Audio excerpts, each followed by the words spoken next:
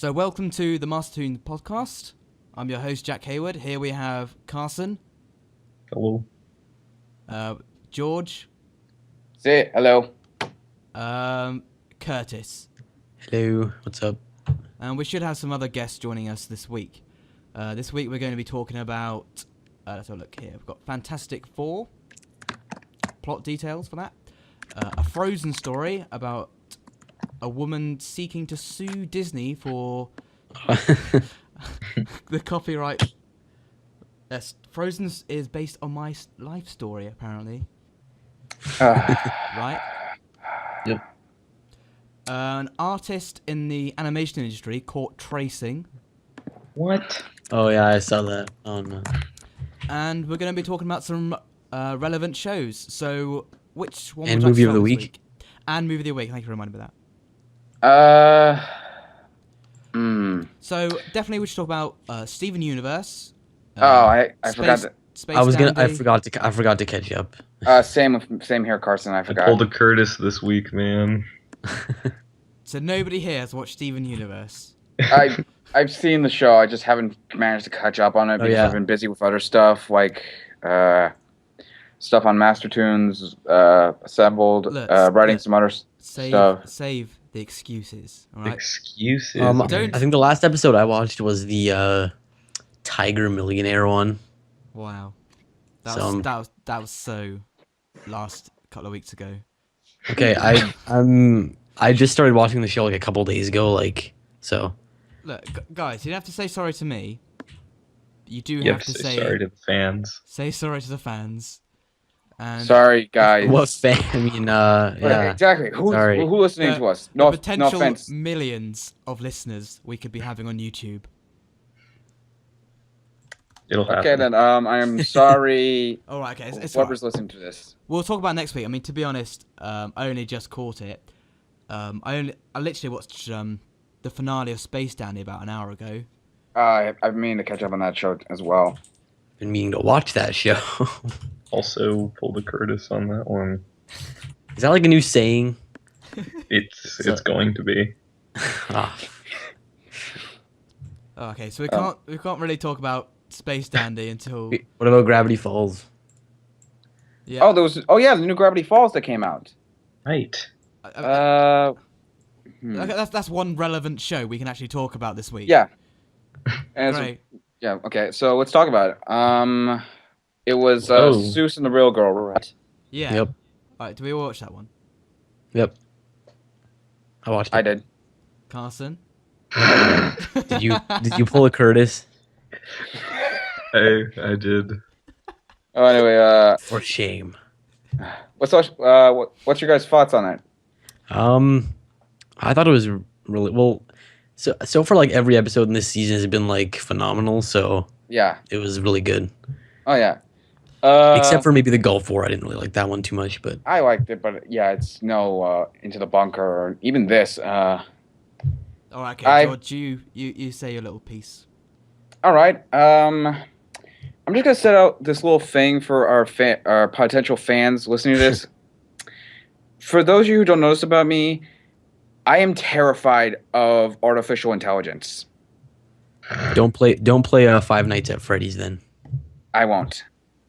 I am just like stuff like Terminator, iRobot, all that kind of stuff just freaks me out because it's a machine that a TAL from 2001. All that kind of stuff just freaks me out because it's with humans they hesitate to kill. With robots or AI or stuff like when they want to kill you, they kill you. Yeah. And so with this, it was mildly terrifying for me because, well, I forget her name. Like the AI that Seuss, the story of the episode is that Seuss wants to find a date for his brother or cousin's marriage party or something, and he finds this computer game that basically is that was a dating simulator that turned out to be evil, basically. Yeah. And Sorry, I was just looking out my window. Two horses were just walking down the street. Really? Sorry, I just had to. like just two random horses, like No, people are riding them, but it's Oh, okay. not Don't- something I see every day. So That has happened to me before as well. hey, join the That was club. Like weird. last week, like a bunch of parkourers just walked by through the window, just jumping on shit. It's not a joke. I'll tell you what, I was walking to the pub with my mates, and Yeah? we sort of hear this weird noise. We turn around, and there's like a guy just give us like the lowest thumbs up he could. I was like, oh, right. And they started scratching his leg. I'm like, okay. Have a good evening, sir. Well, anyway, back yeah, to the anyways, episode. back to Gravity Falls. Well, anyway, the whole episode, I think it's a very good episode. I really liked it. Yeah, Yeah, it was really I good. did. I think like so many episodes this season rather, they have been a little bit slow to start. Like there's not a lot of interesting material at the first I thought there was. 10 odd minutes. Well, yeah, I think that's it. Kind of like a lot of the episodes are kind of structured like classic horror stories a little bit, or Yeah. classics like short stories and stuff like that, which I think really works. But yeah, it's the most. I felt like like Seuss. Oh, I gotta get a date from my cousin, and Yeah. then they go to the mall. It's a bit like No, I thought it was funny. I thought like yeah, it's a lot still of it's still jokes. funny and enjoyable, and yeah, the jokes. But Yeah. as like plot and character development, it was very it's a little bit cliche by the numbers. But then Gravity Falls does what it does best and sort of like just elevates the episode up and has some really Yeah. interesting material. One of the things I caught on was when Seuss is talking to Zeus. I keep calling him Zeus. Did anyone else do that? No. Oh, it's just me. I don't think I think I could end up doing that a couple of times. I think I might have, but I think you're probably like the only one who does. For a long time, I thought that was his name. Same, yeah. I was very confused. So yeah, I mean, like, and then later on in the episode, Seuss is talking to the anime program, and he wants to. What's her name? Like Giffany or something? Yeah, Giffany, that's the name. Giffany. And he wants to go on this date, and she's like telling him, "No, they're just gonna hate you, and you're not gonna be good enough, and so on." And I thought that was really deep, like it's like a real life abusive relationship. To Yeah. Yeah, I mean, and to put into a kids program, because that's actually how it happens. Like one person tells the other you're not good enough for other people, and other people aren't gonna like you and such. And that's how it happens. So it's quite dark in a way to put into a show. Plus, it makes a lot of sense because Giffany is not a real girl, and since she was programmed to love, literally, you're not going to find anyone else there. Sure, the person it's kind of like an easy relationship kind of thing, but really, I'm losing track of what I was saying. Anyway, she's got a good point with that kind of statement, and it does happen, like you said, and. Yeah. I mean, especially consider the audience that are watching Yeah. this. Yeah. I mean, I'm not saying like if you watch cartoons, you're a total loser who just spends all your time in your mum's basement eating cheese whiz or something. Cheese whiz. Well, he's eating cheese whiz from a jar. For the record, I don't spend most of the time in my mom's basement. I spend it upstairs in my mom's house. Yeah. Just throwing that out there. There's a difference. Yeah. But yeah, I mean, like, I think a lot of the people that watch this show might be a bit socially awkward. Like, myself. Yeah. I am. Yeah. A bit socially awkward, Oh, join the club. Yeah. I mean, So I think we can relate to this more readily than yeah. And normal people Not know. really. like David Beckham. Carson, Not really. why so? Silence. Kidding. What? I'm confused. I was What's just happening? kidding. Super relatable. Oh man. This is awkward. I killed it. You killed it. You killed that. I'm ashamed. Edit this Oh. part out. It's okay, man. It's okay. Slice. Pretend. Actually, Pretend. that's pretend something I've I'm- been meaning to do. Right, bear with me. All right. Hey, I just so like I don't have to trawl through 2 bit hours of material. Yeah. I'm just gonna make a little note. Who is that? Wow. Who is that? That's Carson, obviously. Was not me. Is your voice alright, man? Yes, I'm lying down in a strange position. I have to move. You sound a bit froggier than normal. Yeah. Like I haven't really talked today. You sound I like have to the warm up. Grudge. I'll work on that. Alright. Anyway, you're saying, Jack? I mean, what else to talk? There's some really nice animation in that episode as well. Oh yeah, really nice Yeah. animation. Like I especially like the design of like I like the design of some of the side bits they did with like at the Chuck E. Cheese kind of place where they did like the whole band jamboree kind of thing. Yeah. Yeah. And when I especially like the design of the Giffany and the whole like the way she does what she does things. It reminded me a lot of like crap. Even though I haven't seen it, it reminded me a lot of the movie Lawnmower Man with the guy who controls like all of this technology through like telekinesis and stuff like that. There's a movie called Lawnmower Man. Yeah, Isn't that a villain from Danny Phantom? actually, was that a villain? Anyway, as I was saying, like I especially like the animation really does. I feel like that's one of the show's highlights. Well, many of the show's highlights, but one of it is that the animation is really impressive, especially Yeah. for television standards kind of thing. Like I know like a lot of animated television shows really do have some nice animation, but it's I don't know. I like ugh. I think it's a good balance between it looking good, you know, not like Yeah. the aforementioned Yeah. Johnny Test, Ugh. which is horrible to look yeah. at, but it's not so good that it becomes uneconomic, you know, like Yeah. you know the animation in Korra, for example, is absolutely amazing. Yeah. But, I mean, not really season 4, but before, it takes absolutely ages to get these episodes out. When they do, it's only 12 episodes. Mm-hmm. Yeah. Compared to this is like 22 or whatever. I don't know, they've been chopping it up. I mean, that's just really the network, to be honest. Yeah. So it's a good balance, I think. Yeah. Well, I mean, I've only seen the first 2 episodes of Korra. Now I'm trying to catch up on it since I recently finishing up Avatar. Yeah. We'll talk about Korra a bit later because I think we've got some relevant news with that. So we'll come back to that. One other thing I was going to say about Gravity Falls. Yeah.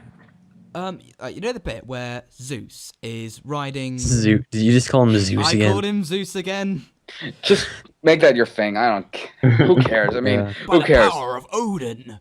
So the bit when Zeus is on the toy train. Do you remember that? And he's and that woman comes over to him. It's like, oh hi, I think that's really cute what you're doing. Yeah. That would not happen in Yeah, real life. I was thinking that too. I'm like, well, Like, I appreciate the messages, be yourself and you'll find someone that can appreciate you. yeah, but no one would But- think a grown man, You see, like, a grown man with really bad facial hair and not to get judgmental, but he is a bit of a chubby man, isn't he? Yeah. It's a bit of a tubster, you know. He's got a couple Yeah, of exactly. he's got one too many spare tires. I think if a girl was going to talk to him, it wouldn't be one that was as delectable as the one that came over. Yeah. Did you really just say that? Delectable. Like, does that mean like some kids can be like, "Oh boy, what's gonna happen to me?" And they run over, they find like Thomas the Tank Engine or Cliff the Big Red Dog, you know, next to Walmart or something, and they start, "Come on, ladies, I'm waiting for ya." Like, "Mommy, why's that boy acting so strange?" Yeah, like no girl would come up to a grown man on like a Yeah. friggin' toy train. That was kind of weird, but it would be a hot girl that comes over and is like, "Oh hi, what you doing there? You on that little train? Oh, that's sweet. Do you have a carer nearby? Do you want me to Maybe call she- somebody? Maybe she thinks she's, You know, it wouldn't be the hot girl. It would be the manager being like, "Get off." I did maybe actually. she thinks he's I really don't want to say this because I don't want to offend some people because Are you gonna say the A word? no, the other one. The You can bleep this part out. What, the R word? yes. Oh no, I don't think he's that. I just think he's a bit. No, I Yeah, mean he's a bit of a like, man child, isn't he? yeah, but I'm saying like from that situation, I think that's maybe what she got from him, maybe trying to humble him a little bit, but yeah, you're right. That situation would not happen in real life. Like, Well, then again, a bunch of animatronic, like bears and stuff, wouldn't come alive either. So Well, Yeah. technically, they didn't And there come wouldn't alive. be, Tiffany like- controlled them through electronic powers. that makes wouldn't much happen in more real life sense. either. So either it just. yeah, but this. Anyways, this gets into my point is that Yeah, go on. like a lot of the stuff in this show wouldn't happen in real life. So, anyways, so are we done about talking about Gravity Falls? Sure. If we don't have any much else to say about it, Oh yeah, have you guys seen the new promo for the next one that's coming? I have not. I have not either. What's it about? It's I don't know, it's really short. It's just supposed to be like a Halloween episode with like really interesting looking like claymation, it looks Ooh. like put in with it. So that'll be Oh, I interesting. love claymation. Yeah, so it looks That's really cool. cool. That's very cool. Oh, Like some like claymation like monsters in it or something. So oh, that's awesome. I love claymation. so yeah, it's pretty cool. Yeah. So what else would you like to talk about? Actually, I posted on the group. If this is okay with you guys, I wanted to talk about something. The Boxtrolls.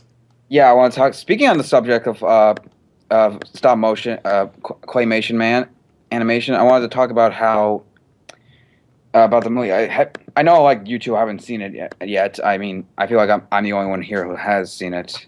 No, I haven't seen it.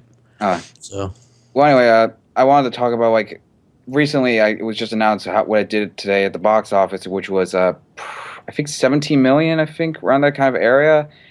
But I felt like that could bring into some like interesting discussions about why aren't stop motion movies doing as well as like other animated movies? It's it basically boils down to the obvious part, which is they take absolutely ages to make. Yeah, Yeah. true. But that's not the only reason. It's because they take so long to make. If they don't do well at the box office, that is a huge amount of time down the drain. So That is Yeah. true. like a CGI film might be ready in about a year at the most. Yeah, Well, not at the most. I mean, Yeah. it's usually about a year. Could be less than that, and it takes so much less time, and also less care in a way, because Yeah. when you're animating stop motion figures, you yeah, have to be very precise, and you have to use your fingers to make them look good, and Yeah. you have to make sure there are no thumbprints. So the early Wallace Yeah. and Gromit cartoons, because Yeah. there's only one animator. you can see a lot And of he- thumbprints because there's a very Exact- lack of polish. Exactly. He did that alone took him, I think, like 10 years to make, a very long time. Yeah, So it's just such a big risk. Like if you screw it up, and your product could be really good. which I'm gonna bring this up with you guys. Go ahead. I think a few of you saw, like Curtis saw this on my post on Mastertoons. I put Boxtrolls at my favorite anime movie of the year so far. yeah. But I'm gonna go even further by saying this: Best movie of 2014 or something. All time. Boxtrolls might be my favorite movie of the year so far. No, I don't care. I'm just that's probably the reaction you're Because- expecting. Yeah. But I wanted to bring this up because for one, to our reviewer listening to it, for a few, the few people that are listening to it, or possibly millions, I don't know, listening to this, see it. Okay. That's all I'm gonna say. Just see it. We'll get into why you really liked it in a second. Just Yeah. a bit of Oh yeah, it's fine. bit of background information. Yeah. But the Boxtrolls is from Leica. Leica, yeah, I like it. who previously made Coraline rather, which is Yeah. Coraline. I've seen that one. It's absolutely fantastic. Oh yeah, Coraline. I've is- seen bits and pieces of it on like TV, but I've never fully sat down and watched it, so I'll have to do that. Oh, give me a Maybe second. possible movie of the week. Yeah, Oh, that's, yeah. that's a good idea actually. And the other one is Paranormal, which I haven't seen, but I had a lot Haven't of people seen that. really liked it. Have you seen it, George? I've seen it, and I'm mixed about it, to be honest. Like there's stuff I really like about it, but at the same time, there's stuff I think is not works that well. Like for one, give me a sec. I got before we get into this Oscar who wants to join he messaged me. He wants to join the cast right now. If that's okay. Yeah. Okay. Tell you what, yeah, we'll invite them, and then we'll ask them if they've seen it, and then we can. All right. So that we can flow naturally. All right. Add. Join us now is Oscar. Hello. Hello. Well, anyway, Is that wait? Are you British as well? I'm not British. I just put on many accents with my voices. All right. I thought Anyway, I'm from I- Australia. Yeah, from Australia. But I- sort of Nice. British. Sort of. If we go back to the First Fleet history. well, anyway, as I was saying, like with Paranorman. Oh wait. So just a little thing, Oscar. We're just talking about the Boxtrolls. Have you seen that? And we're just doing Paranormal very quickly first. Sorry, what was Hello? that again, guys? Sorry, had to mute my mic a little bit, sorry. We're just talking about Paranormal, and then we're gonna go into Boxtrolls. So have you seen Paranormal? I've seen a little bit of Paranormal, yeah, that's, like, let me Google it again. Because I have Paranormal. Or Paranorman. Oh, Paranorman. Paranorman. Yeah, I've seen that. It's pretty good. It's not too bad of a film. Well, for me, the problem with I originally first watched it. I said that, like the first time I watched it, I didn't like it, but the second time I watched it, I was like, yeah, there is stuff that does work, but at the same time, it could have been done a little bit better. Is my problem. But I don't think it's terrible or anything. I think it's okay, I guess. But well, anyway, let's move on if we want to. Sure. So, Okay. coming back to the Boxtrolls, if you do Yeah. a little review for us. All right. Without giving away any spoilers. All right. For me personally, I went into the Boxtrolls with very little expectation for it because I loved Coraline to death, but I wasn't a fan of Paranorman. But when I saw the trailers for it, I was like, okay, this looks good. I went into it. It really, really surprised me because I was expecting it to be just like, like a typical kind of stuff like this. Because even though the trailers don't show that much of the story, which thank God they didn't, because if they revealed some of the stuff that happens in it, I would have killed someone. I mean, and anyway, the basic setup is that there's this guy named the villain. I'm sorry, I'm really bad at revealing kind of stuff improv. Anyway, the villain of the movie named Archibald Snatcher basically is trying to create a bad name for the Boxtrolls so he can be in with the White Hats, who are these just British pompous Cheese obsessed douchebags. people. Exactly, actually. I just saw a review on it before, so. Oh yeah. So is it another American film that's made English No, people evil? no. Moles. Well, British Why- people evil. actually, Why do they Not make us all villains? Like, that's not. is it because we sound smarter than you guys or something? Might be, Probably. Well, No, I think it's more you guys destroy half the indigenous people in Australia. So, maybe that's why the Americans don't like you. Hey, you guys did it as well because you're Australian. I'm not purely Australian, man. Well, anyway, But the only real that's like, enough for another debate, guys. Anyway, back to the topic, George. You were saying. Okay. Anyway, the thing is that they don't the villain. The only real bad British guy is Archibald and his henchman. The main figure who Archibald wants to get with to get his white hat is just a father to this girl played by I think Elsa Fanning. I think. Yeah, she is in that actually. Oh yeah, and what he's you- not. He's not. What do you mean Oh. get with? Oh, I mean Well, like he's like a Archibald- date or something. no. Well, actually, that Bow, I'll save that for. bow. Actually, that's never mind. One of the things is that he wants to be part of this kind of white people called the White Hats, and he's the leader of them. And it's kind of like the British kind of like government kind of area. Only it's like four crotchety. It's just like four old guys, and all they do is just discuss stuff and basically forget about it and eat more cheese. That's not a joke. That actually happens in the movie. So basically, they're like a shit ass government. Lols. That's Pretty much. Not really. Yeah. Well, actually, that's one of the. Anyway, and so it's just a big miss. Is And there a British- deeper theme of racism? That's what it sounds like. Actually, I think that is. Not even joking. It does sound like that. Actually, Yeah, it it is. does, I I think agree. it's a very nice, and what makes it interesting is that it kind of gives off the vibe of being in your face a little bit, but it's not like completely in it. What I loved about it so much, and what I found surprising about it, is that most of the movie, there's very little dialogue. So it's sort of like Wall-E in a sense, sort of like. Exactly. It's actually the first like 15 minutes, aside from the opening with Archibald and talking with the leader of the White Hats. And when we first introduced the Boxtrolls and what they do, all it is just the visual expressions of what they're doing, but it's done in a way that you can tell what they're thinking and what they're saying, but it's not like it's exactly like Wall-E in a way. Okay. That's But with trolls. yeah, exactly. yeah.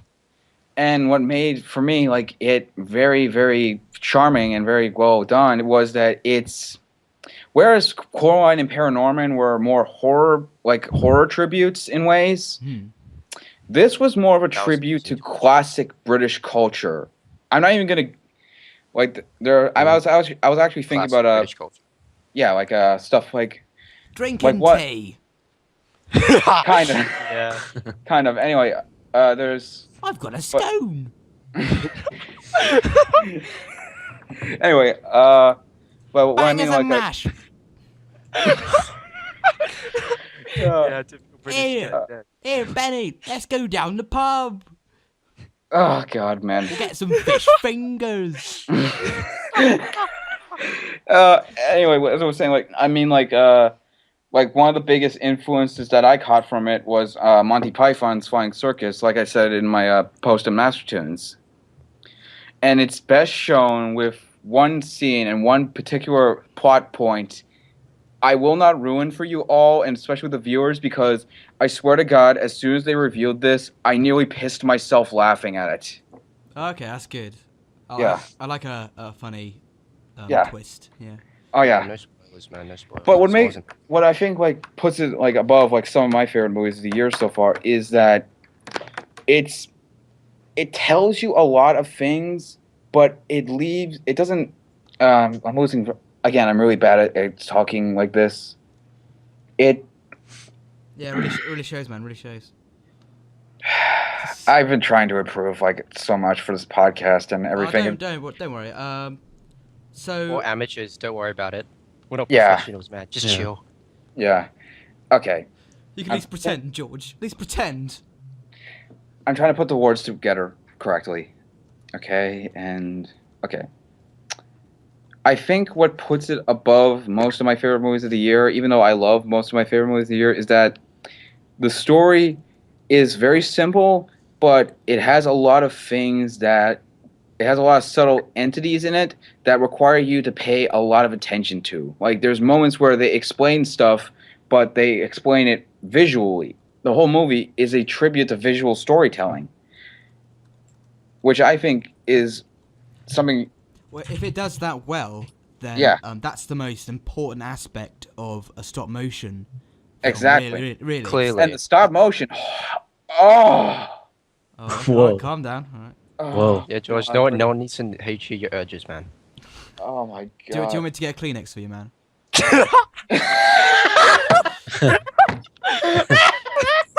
Holy crap. We need to put 18 plus for this, guys. Clearly. Oh, no, that's it. We've already taught that this podcast is a 15 plus, give or take a few years either side. Probably. Well, I'm sorry, but in this day and age, like a 12-year-old's gonna go and buy Grand Theft Auto 5 and run over 10 prostitutes before the day's over. True. Holy Quite true. You've nailed that. Like, Oh. Anyway. George is Billy, eyeing me. Billy, your macaroni cheese is on the table. Shut up, bitch! Like mows down like an old man. George is thinking of that. Oh. Well, when you finish your game, make sure you don't watch the new Steven Universe episode. It's very violent. Shut up, you whore! That basically sums up kids today, I feel. So this podcast is absolutely great for them. Yeah, we get the satire and dirty humor, guys. Wow. This escalated quickly. All right, so George, you would Anyway, say, you would say go out and see this film. what? Would you say go out and see this film? Spend your Yeah, money Definitely. in the cinema. For me, this is the perfect family movie. Like it has, because it reminded me a lot of it reminded me a lot of. It feels like the Pixar movie we should have gotten this year, but done with a better form of animation. Because I mean, no joke when I say this, the animation in this movie is probably the best stop motion ever put to screen. Well, slap my bum and call me Betty. That's gonna be the Yeah, but I mean, like, It's- best stop motion. Oh, that's gonna be a bit controversial, man. well, yeah, I Honestly. mean, like, Yeah, have you not seen all these other stop motion films? Well, of I've Yeah, seen, George. of the ones I've seen, like this is just I say it's Eleika's best stop motion so far, and for them they've set the bar for it, and I'm really glad they've been trying to keep it going because I adore stop motion so much. Oh, I'll tell you what, how does it compare to Aardman, makers of Wallace and Gromit?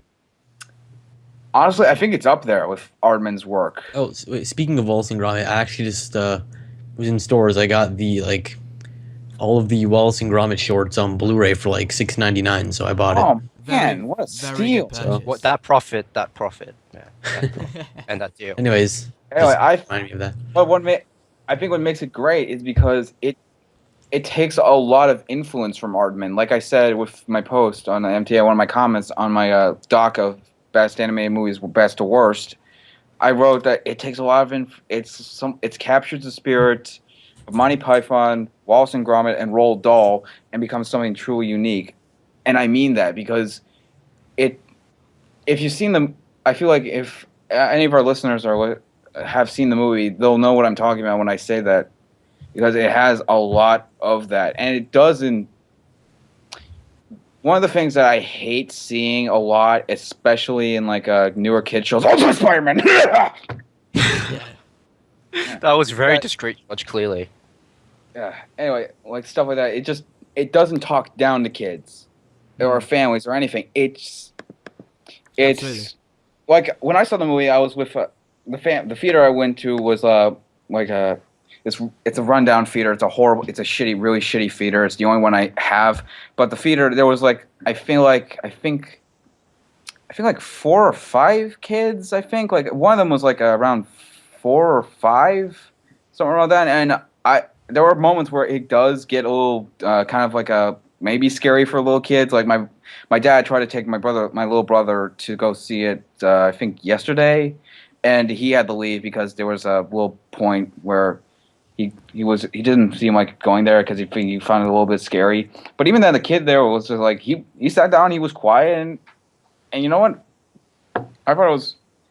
Yeah. Well, I'll tell you what, have you seen a film called 9? Yes, I Oh have. yes, I love that movie. Because I think that's really scary for kids, and it's only a PG, isn't it? PG-13 actually. I wouldn't say. Oh, it's PG-13, really? Well, Yeah. well, if you remember the snake thing in it, that really Oh, yeah. freaked me out, and I was about I don't know, like 16, 17 when I first watched that. So I Yeah. imagine like the supposed target demographic, like a 12. Wait, we're talking about the movie with like the 9 doll Yeah, things. that are yeah, called, yeah, right? yeah. Okay, yeah, I love that movie. Oh, dude, that's scary as shit, man. Oh, yeah, Exactly. Yeah. I do think kids can handle it. I think it makes them stronger. Yeah, that's what I'm No saying. way. Like, why I think it's the best anime movie of the year because even though I like a lot of the anime movies this year, most of them, some of them, I I only disliked a few, too precise. Crap. Oh, Carson's wants a quick recap. Carson, you there? I'm trying to be stealth, and you say it out loud. Ah, who Sorry. cares? All right. Alright. We're just gonna. Lee. I think we should just wrap this up because we talked about Boxtrolls. Oh yeah, I'm sorry for No, it's fine. railroading. No, it's thing. really good because I haven't seen it, and you've made me want to see it now. Oh, anyway, but I will say this for listeners and for you guys: if you guys have seen Monty Python and know Monty Python, there is one bit in the ending which is straight out of which is I think a subtle tribute to a Monty Python sketch, which was shown in one of the either in one of the movies or Do they in do one of the sleepwalks? episodes. Kind of, actually. It's well, anyway. All right. I'm sorry for Jack. That's something you're looking at. No, it's fine. It's fine. All right. Let's move on to some more news. I'll tell you what. One thing I wanted to talk about was Yeah. Oh wait, never mind. I was about to say Steven Universe, but I'm like a goldfish. I just remembered that none of us have seen it. So No, I've None of seen us it. have. I just haven't finished. Like, I'm not caught up. yeah. Keep it same, real. It's like Korra for me. Korra has just. I think Steve Universe is sort of like Korra to me. I've just been put off so much by it in a sense that I think Korra season 1, season 2. I saw season 1, saw a bit of season 2. People said it was terrible, and now everyone says season 3, season 4. Oh my god, it's so good. But I'm just like, It's how can it be shit and then good? It's just like what? I'm just like so put off by it. Well, if you thought season 1 and 2 was shit, then season 3 is better, a lot better. Yes. But it's Yeah. still not as good as Avatar. Yeah. I know everyone keeps saying that, and it's not something that people want to keep hearing, but it's true. I mean, it's not even. I mean, as a show by itself, it's a good show, but it's not very good. It's not truly great. Like how they do the characters and their development and how their storylines and. I'm just gonna a lot of the characters are just kind of annoying sometimes. Yeah. I'm just gonna be isn't perfectly good for a honest. show. I'm just gonna be perfectly honest. The first 2 episodes I've seen were physically painful to watch for me. It's physical what? painful for. Of like Korra. Because George has seen Korra. Yeah. Yeah, season 1. because it wasn't like I wasn't like one of those guys who just waited so long for this and end up disappointed. I went from watching the show to just going on to another show, and for that, it I don't know. It's just It's hard It to feels explain. different. It doesn't fit the expectation you put on it. It's just like for any Exactly. film.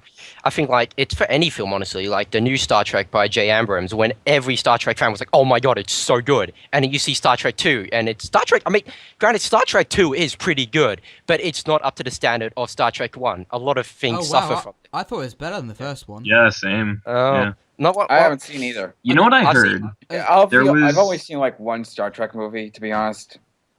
Go You know on, what go on, Carson. surprised me? Yeah. There was this Star Trek convention, and they rated all of the Star Trek movies, and for some reason they included Galaxy Quest. But anyhow, they rated all of the Star Trek movies, and they rated Into Darkness as the worst Star Trek movie. Are they? Okay, Oh no, that's okay. good. That's I actually fans know of being some people Yeah, that who was No, have well, said well, that, and well, the Into only, Darkness- I repeat, George, I'm go gonna say on. this: I actually know of someone who says Star Trek Into Darkness is the worst Star Trek movie. They're an idiot. His only reason is because it's not original. Okay, I can say this right now. Okay. Yeah, go on, Oscar. I'm not the best Star Trek fan here, but I've seen all of the original series. I've seen pretty much a lot of these films. My dad's like a full-on Star Trek fan. Yeah, okay. George, shut up. George, are you right? George is dying, guys. Get the defibrillator. That's fucking bullshit. Oh my god. All right, go on, Oscar. I think old gen doesn't like next gen because when you saw old gen, Yeah. when you made old gen Star Trek, there was a very, very big subtle theme to it, which was exploring space as general. So that's what the thing was NASA about. Then next gen was all about they had all the technology, but it felt very fake. It wasn't real. You couldn't, from an old gen fan, it's very much like Sorry, from when, lots of when you audio mean fans. old gen, do you mean Kirk was Original like series. Kirk original series. Kirk, It's- Spock. is that Uhura, is that inclusive of Picard? Does that count? Picard's next gen. Picard is called Oh, next gen. so I didn't mean you meant next gen as in like J.J. Abrams next gen. No, or no, you no. I meant- meant like in Next TV show. generation. Yeah, so Alright. that's why a lot of people, especially old gen TV fans, really hate Into Darkness because they feel like because Wrath of Khan was a Star Trek movie from old gen, and I've seen it, and I don't. Fantastic. It is good. It is a good film. Granted, some No, people I- aren't gonna like it, like Carson, but some people felt really offended when Into Darkness came out because they were just like, "You've absolutely killed Khan." Well, f you, J.J. Abrams. Like I thought you were, people were just pissed off about it, especially a lot of the old generation fans. Granted, I wasn't so pissed off. I was just like, it was interesting. Like it was a different take to it. I think because people That's- don't like how in How the can you first not film, like that movie? RoboCop is in it. RoboCop. Oh, I don't go into that. I really But, like- hate that. I really, really, really, really, really, really, really fucking hate that argument of it's not original, so it must be bad. I don't Yeah, get. well, But I won't- thing is, like, yeah. even though Into Darkness has a lot, I haven't seen it or any Star Trek movies aside from the first one. Even though it takes elements of Wrath of Khan, it's not like it's ripping off Wrath of Khan. There's a difference between taking influence and structurally ripping off. Well, you see, True. what made sense to me was like how it was similar in a lot of aspects. Was Yeah. because remember, they explained it very well in the first film of J.J. Abrams, that it was an alternate timeline. So Yes. there are elements that are going Yeah. to be the same. I mean, like it's there for the fans, really. Yeah. And some things will get changed. So it makes sense for it to be Definitely. similar in some ways. Yeah. I will say one criticism I think that old gen fans have, which I think is Yeah. actually really valid for this film, is it's called Into Darkness, and as you said before, Oscar, Star Trek is supposed to be about exploration, and they don't really do that in the film. They only really go to I think like 2 planets or something. Yeah, they And only then, go to 2 and then it just turns into a sort of a conspiracy plot, which it's Yeah. still good, but when you have all of space to explore and build your story on, it does feel unambitious in a way. Well, I think that might be because Yeah, I mean, like, most of the movie actually happens, like, in our solar system. On one spaceship as well, really. Yeah. Earth and the whatever the fuck it's called, the TARDIS or Enterprise. whatever the spaceship is called. Yeah, Enterprise. Yeah. Star Trek. How can I Star forget Trek. that? How can I forget that? I don't know. Disappointing. For shame. Well, Yeah. I mean, I like, Star Trek's not even animated, so we shouldn't be talking. Exactly. Just like the nerdy side is taking control of us, guys. Oh shit! I think we were talking about Korra now. We brought it into Star Trek Oh, because yeah, of yeah, exploration yeah. because of them.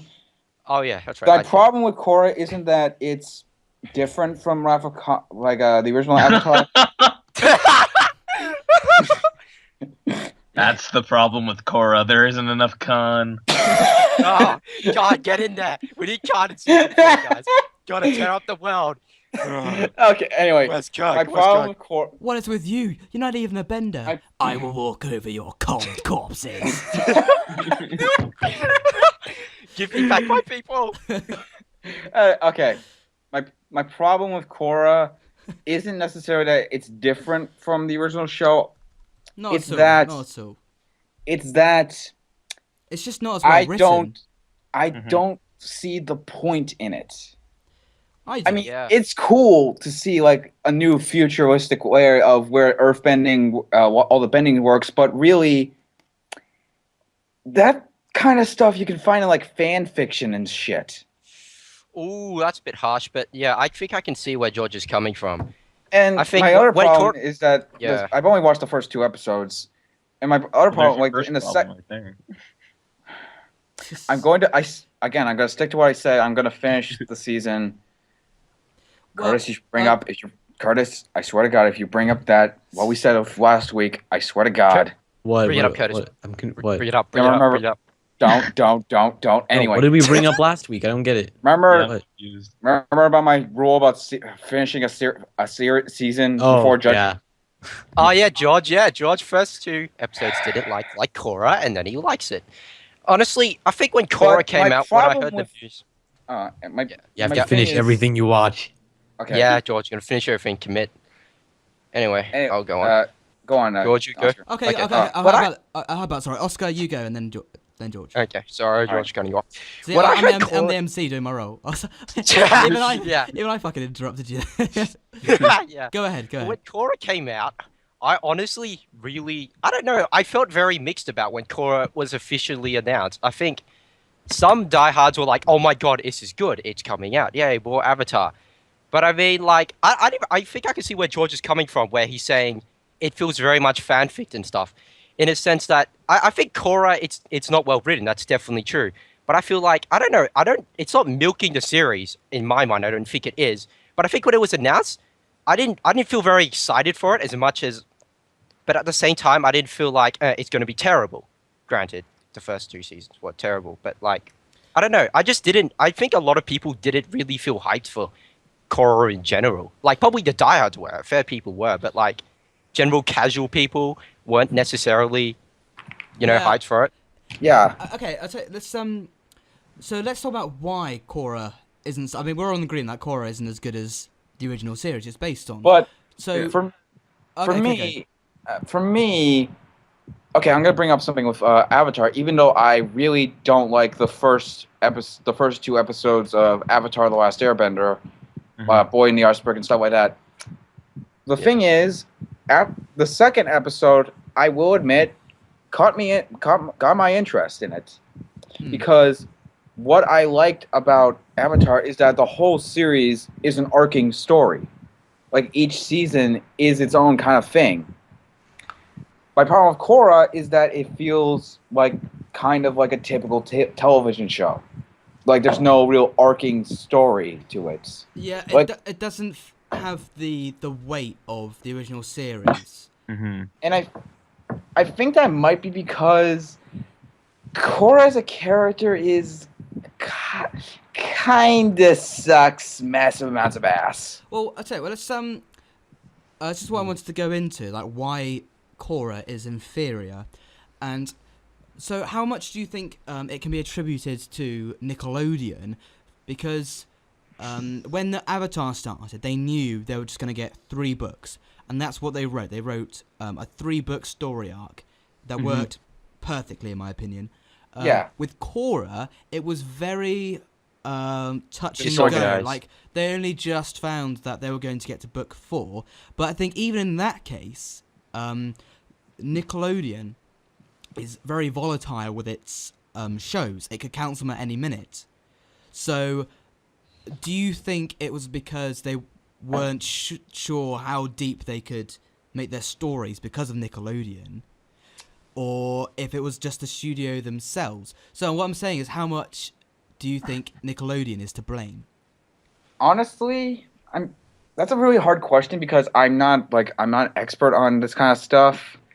But I think it might have a lot because I feel like maybe the creators weren't prepared to do something like that, and they didn't know what to do because Avatar ends perfectly. Like, the series finale for that season show. I wouldn't say perfectly, but Well, for me it does. Where's Like, that throwaway line about Zuko's mum, and that was just there for the comic?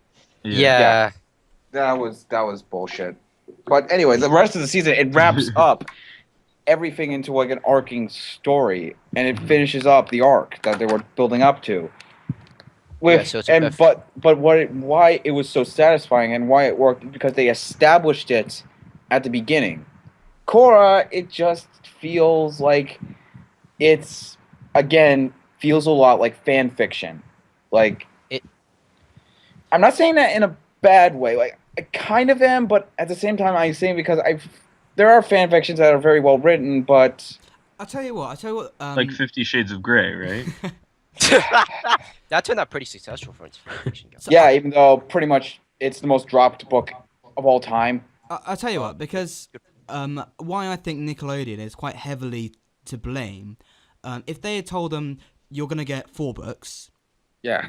here's the content, They you're would gonna have get prepared. 4. If it was me in the writing chair, I mean, this is a bit bold for me to say, but Yeah. I would have happily had the first 3 story arcs, so with the Equalists, Yeah. the Spirits, and then the 4 evil benders, whatever. Or right in the pussy. Who was that? That was my brother. Yes! It wasn't muted!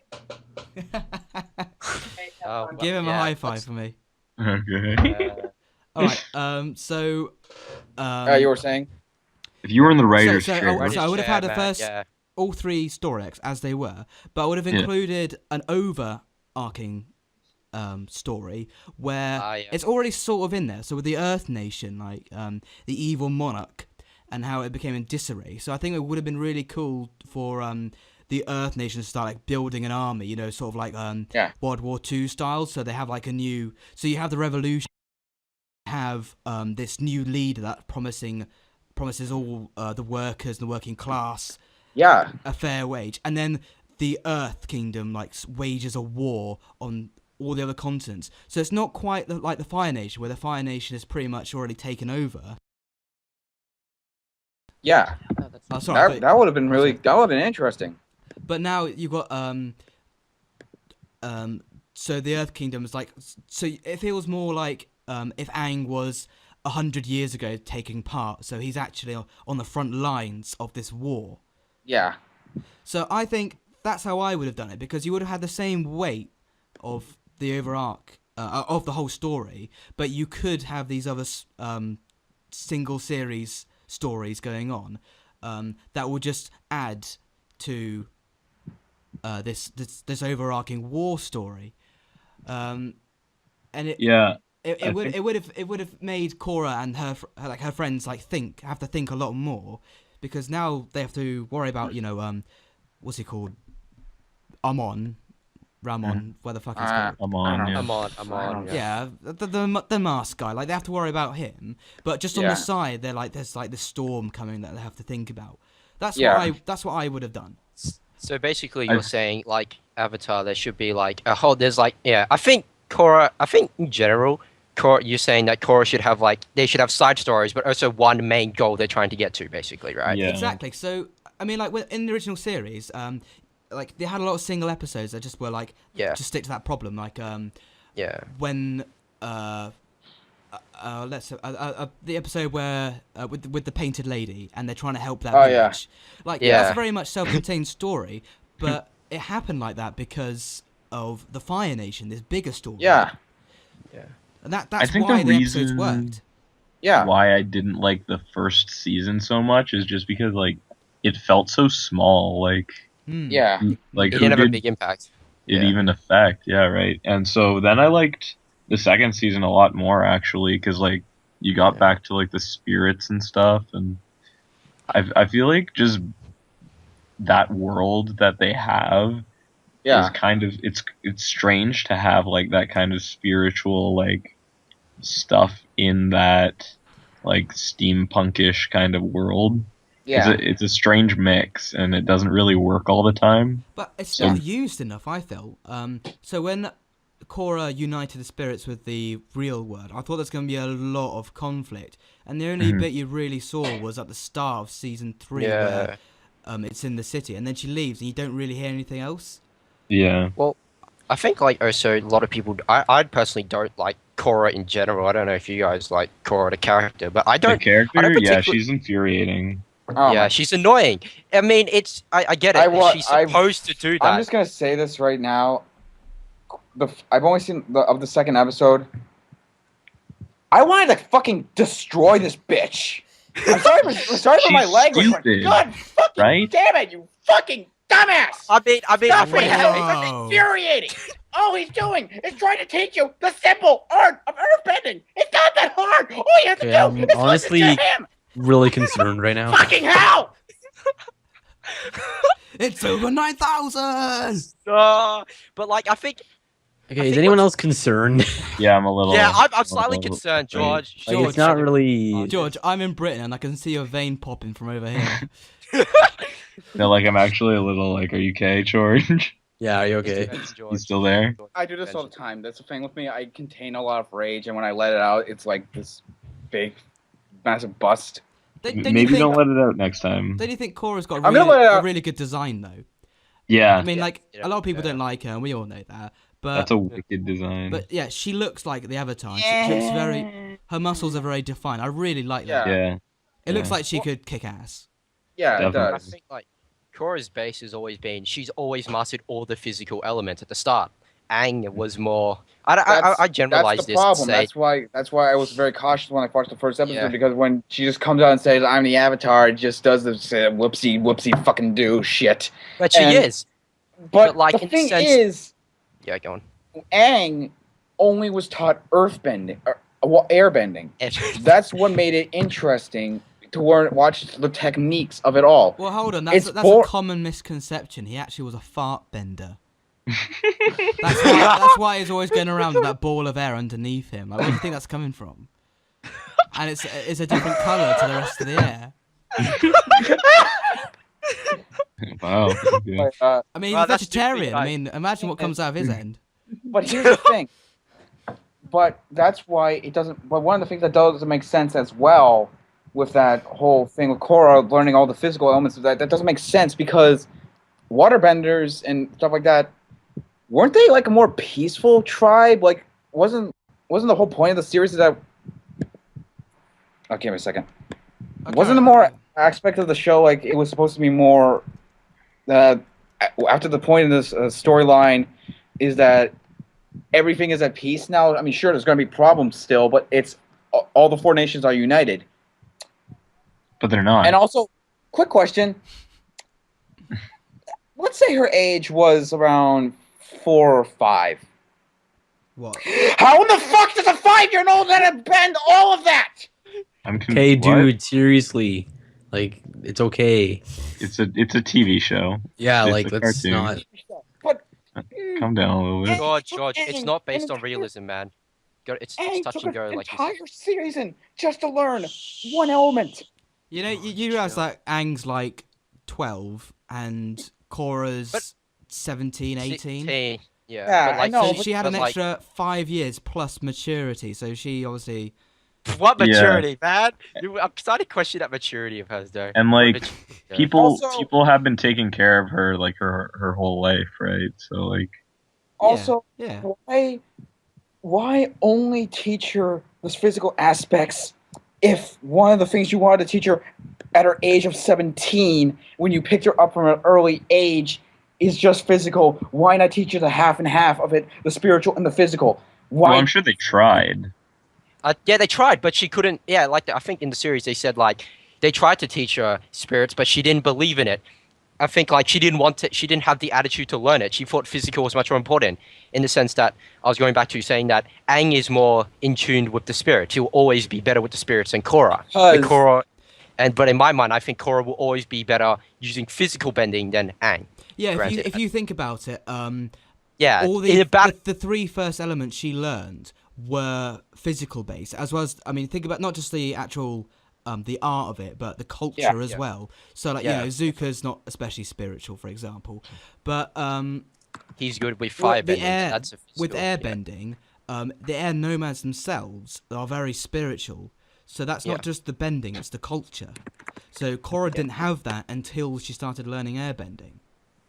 Which begs Yeah. the question: if she already knew how to bend earth, water, and fire, why not teach her airbending first and do the first Well, three no, later? it's a No, You, she you learned- can't, you cycle, can't do right? that, George. You can't do She, that. she learned those No, I mean- 3 elements first, you fool.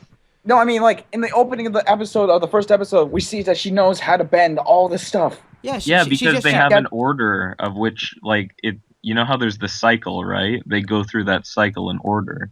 Yeah. Yeah, so she had just finished mastering I think it was like fire or something. I can't remember which one it was. Mhm. Yeah. And now it was like, okay, bitch, you're gonna learn airbending. Yeah, but you gotta I'm not a learn from a spiritual better teacher. person. Yeah, so she goes to like, you know, and then it goes to Jodie to like Aang's son, I Interesting think. fact: the person that voices Tenzin plays Jameson in the original Spider-Man trilogy. Yeah, I J.K. just Simmons. found out. I just found that out I love how today. George found that out. Give me I that damn can't see avatar. that at all. Like, I listen to him talk, and I just cannot see J.K. Simmons Yeah. doing that voice. Yeah. Yeah, I couldn't believe that was J.K. Simmons when I first found out that. All right, let's wrap up this Korra section because we've got some news stories to get through, and then movie of the week, and it's about an hour in. I really liked Final thoughts with Korra. Nuktuk is amazing.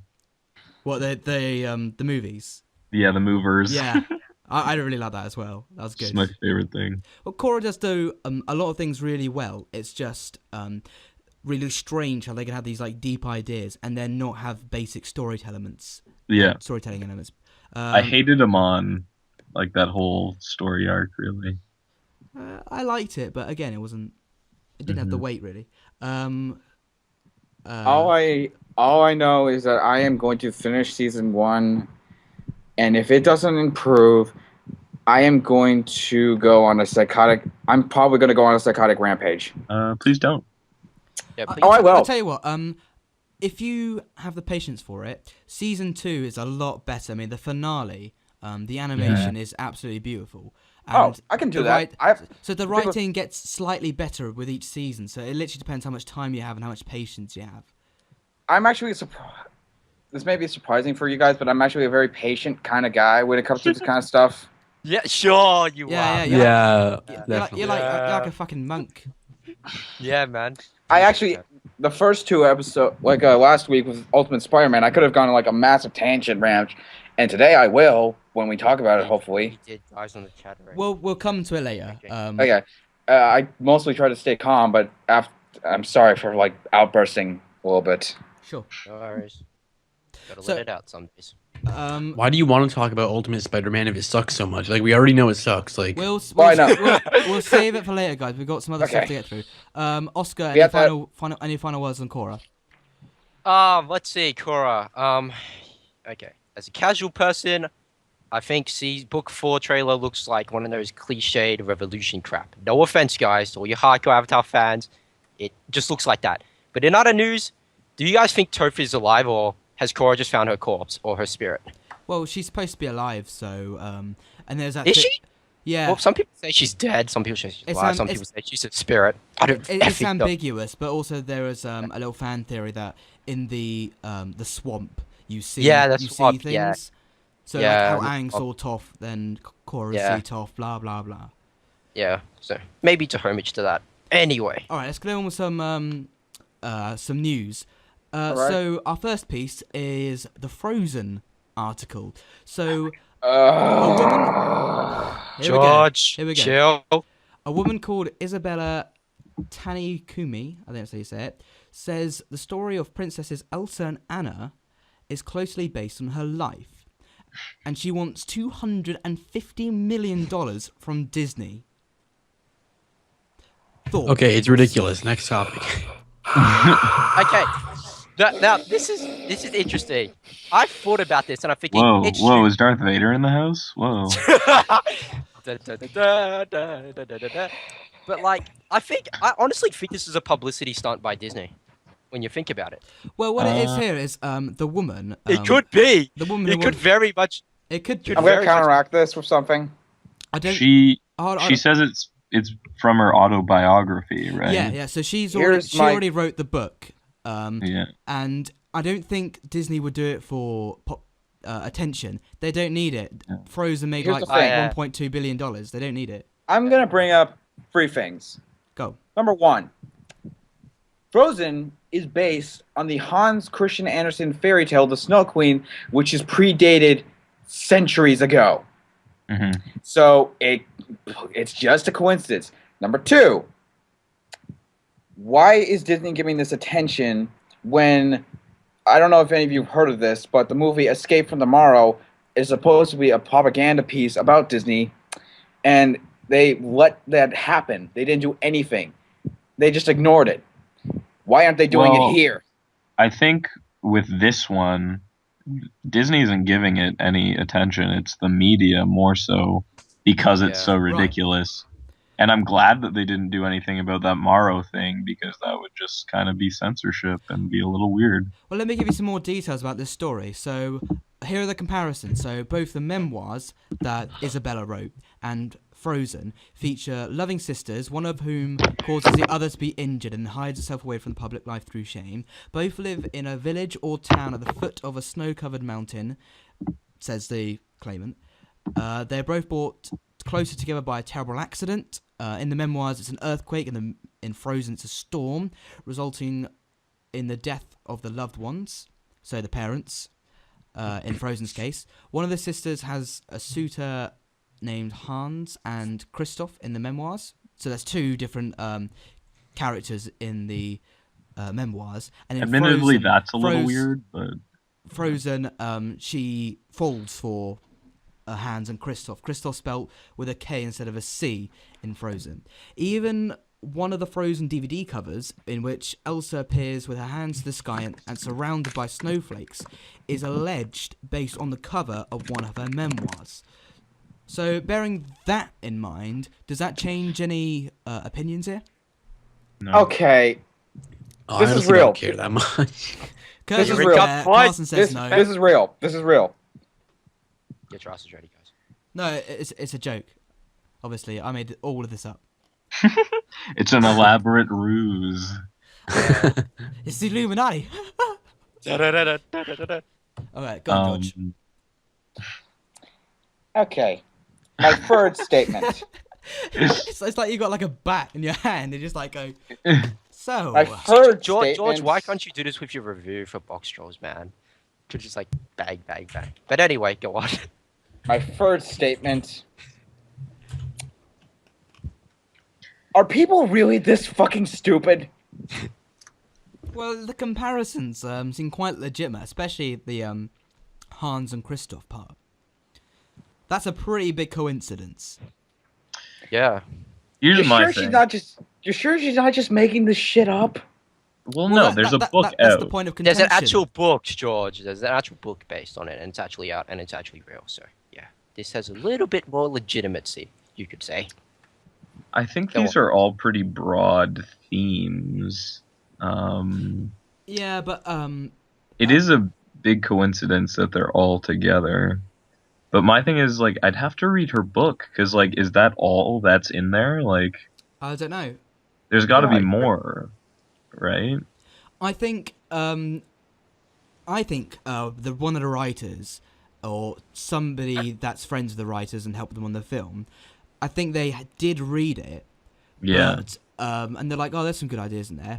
So I don't think it's plagiarizing. I just think it's inspiration because Yeah, definitely. that's how everything, like music, film, TV series, paintings, all that is just inspirations, and plagiarism is just how much you do it, really. And Yeah, and like I How feel like they were original. probably like, "Whoa, what should we call the two, male characters in it?" Well, I just read this book, and here are some names. yeah. So Yeah. I don't think Disney deserves to get sued, but I think definitely they read the memoir. Yeah, Anybody else? Nope. didn't this kind of happen with Lion King or something like that? Well, Lion King is actually. Oh yeah, that lion thing from like the It's Japanese actually based animator. on Yeah. Hamlet. Oh yeah. What's that? thing no, about there was Japanese- the Kimba the White Lion or something. Yeah, that one. Well, that's sort of like, I really think that's pure. That's always up to debate. Everyone has a different opinion on it. Still, people go on saying, "Oh, Lion King is a copy of that thing." It's never going to stop, honestly. I think. And then there's always the alleged like cloud thing, SFX, or sex. Oh, that's silly. Yeah. Here's my question for all of this. Who cares? Yeah, doesn't that's what I was change the thinking qual- too. It doesn't change the quality of anything. No, It doesn't change but the quality of the book. it's It doesn't about change the the- quality of the movie. I mean, It's- plagiarism is a big deal. Yeah, I would it's say. the integrity of the writers. Like these people get paid Yeah. millions. Well, not Well, yeah. individually, but they get paid a lot of money to make this stuff. So Yeah. for them to make $1.2 billion at the box office, and then it turns out it wasn't through their own hard work and originality, it was through stealing ideas. That's where it's coming from. Yeah. Okay, that's a good point, but still. Okay, It doesn't- can we just go through the similarities one more time, like one by one? Okay, so Yeah. just And real then- quick, the setting is a village surrounded by snow-covered mountains. I just closed the article. I mean, I'll pop it up. Actually- yeah. That's flawed because in Frozen, even though there are mountains, most of them aren't snowy. They get snowed on after Elsa. Well, no, hold on. The higher mountains are snowy. Yeah, but the lower parts of the mountains, well, I know. for me, snow-covered like he said, snow-covered, and if only like the top of it is snow-covered, then it's not entirely a snow-covered mountain. Okay. Let me get these similarities back up a minute. It features a story about two sisters who love each other. That one's pretty shaky. One who in my opinion. causes... Anyone can do that. Oh, here we go. So, as you just said, one who causes the other to be injured and hides herself away from public life through shame. Both live in a village or town. Oh, we just said that one. They're brought closer together by a terrible accident, an earthquake, or a storm in Frozen, resulting in the death of loved ones. So, I assume it's different in the memoirs, but in Frozen it's the parents. One of the sisters has... Wait. Go back to that last statement about them being brought together by a terrible accident. So in the memoirs, it's an earthquake. It doesn't say here exactly what the outcome was. It just says the death of loved ones. Here's the thing with that. Okay. It's Frozen, it was the death of the loved ones didn't bring them together. Well, it did, because... Technically, no. I mean, like, the loved ones... Well, it's one loved one. If it's, like, the parents or something, that... Yeah. Yeah, loved ones. But if it's... Well, it did, because her parents died, and that caused her to... Elsa to become the new queen, which forced them to come together. Yeah. I think that's what it means. But... Not necessarily emotionally together. But... Yeah, exactly. But still, oh god, this is... Let's just move on from this. Yeah, I think, Carson, you're right. I think to get a real grasp on it... You have to read the book. Have to read the memoirs. Yeah. But we've said all we need to on that. So our next piece is about Fantastic Four. I mean, like, I don't especially care about this. I'm just gonna... Oh my gosh, I'm so pumped. I'm just gonna push that out there. Yeah, Carson, here we go. I don't think anyone gives a fuck, to be honest, but apparently... I'm actually so excited about this movie. Come on. Apparently the new film is not going to be action-based. It's going to be more about the Storm family. Thoughts on that? Sorry, I do have some other details in a bit, but let's start with that. Carson. Okay, so so initially I'm very excited about this project. However, hearing that makes me a little hesitant because that's kind of what the first movie was like. There wasn't that much action. It was just kind of them hanging around with each other. So that gets me a little scared, but like I really like the cast and the director's pretty good. So I'm still is Josh Trank still directing? Yeah. Yes. So who's he? Josh Trank is the director of the movie, the found footage movie Chronicle. Oh, I like that one. Oh, Chronicle. That's pretty good. Yeah. That gives me hope because... And Michael B. Jordan and Miles Teller are really good actors. I really like them. And the girl's pretty good too. And I don't know who Ben Grimm is. I don't know who that actor is. But no, he's an obscure guy. I looked him up. But I mean, I think here's the most obvious point. It's a comic book film, which means you have to have costumed superheroes with powers or some sort of unbelievable quality fighting supervillains. So for them to come out and say, "Oh, we're gonna focus on family fun, good old-fashioned values," it's like, this isn't a good thing. This is not what people want to see in a cinema when they see a superhero film. Well, technically, in the article they said they were sort of like exploring the origin story and saying that instead of going to space like the typical origin of Fantastic Four, they're going to have a lab experiment, they get powers and stuff like that. Well, some details on that. Apparently, it's they're trying to make some sort of dimension gate that leads to the planet or something. Hearing that is makes me hopeful. Why? Because it seems... Because a lot of stuff that happens in the comics like has to do with Reed making these dimensional portals into like I forget what the dimension's called, but Dimension X. Yeah, I think it's that. Oh wow. To be honest, no. Oh, no, never mind. I want to call it the Phantom Zone, but I know it's not because that's Superman. Yeah, that's a DC thing, man. Phantom Yeah. Zone. Yeah, it's- But It's it's kind of similar to that, and like there are Yeah. these monsters and The stuff. and they Ghost come through, Zone.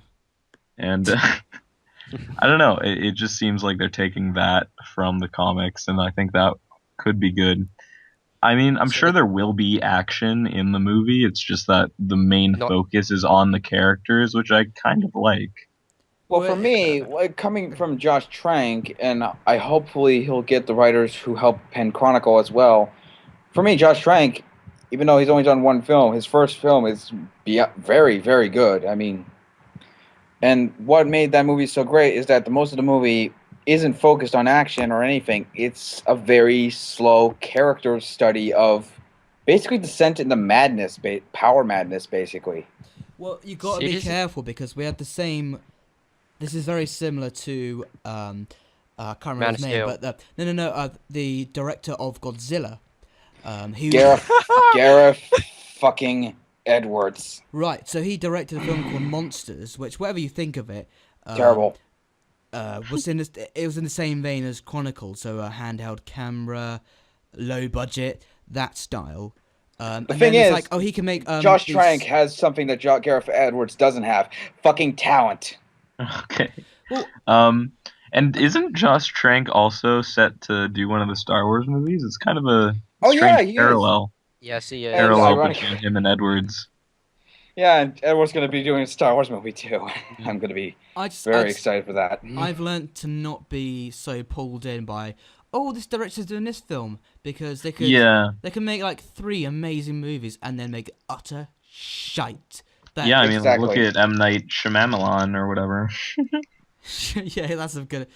That's, Shamhammer. he's like his career's a plane crash in slow motion. It's ridiculous.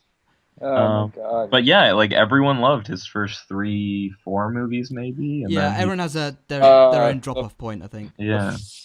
The 3 movies are Unbreakable, Sixth Sense, I believe. What was the third one? Oh, Wasn't it Signs, or was that later? I fucking hate Signs.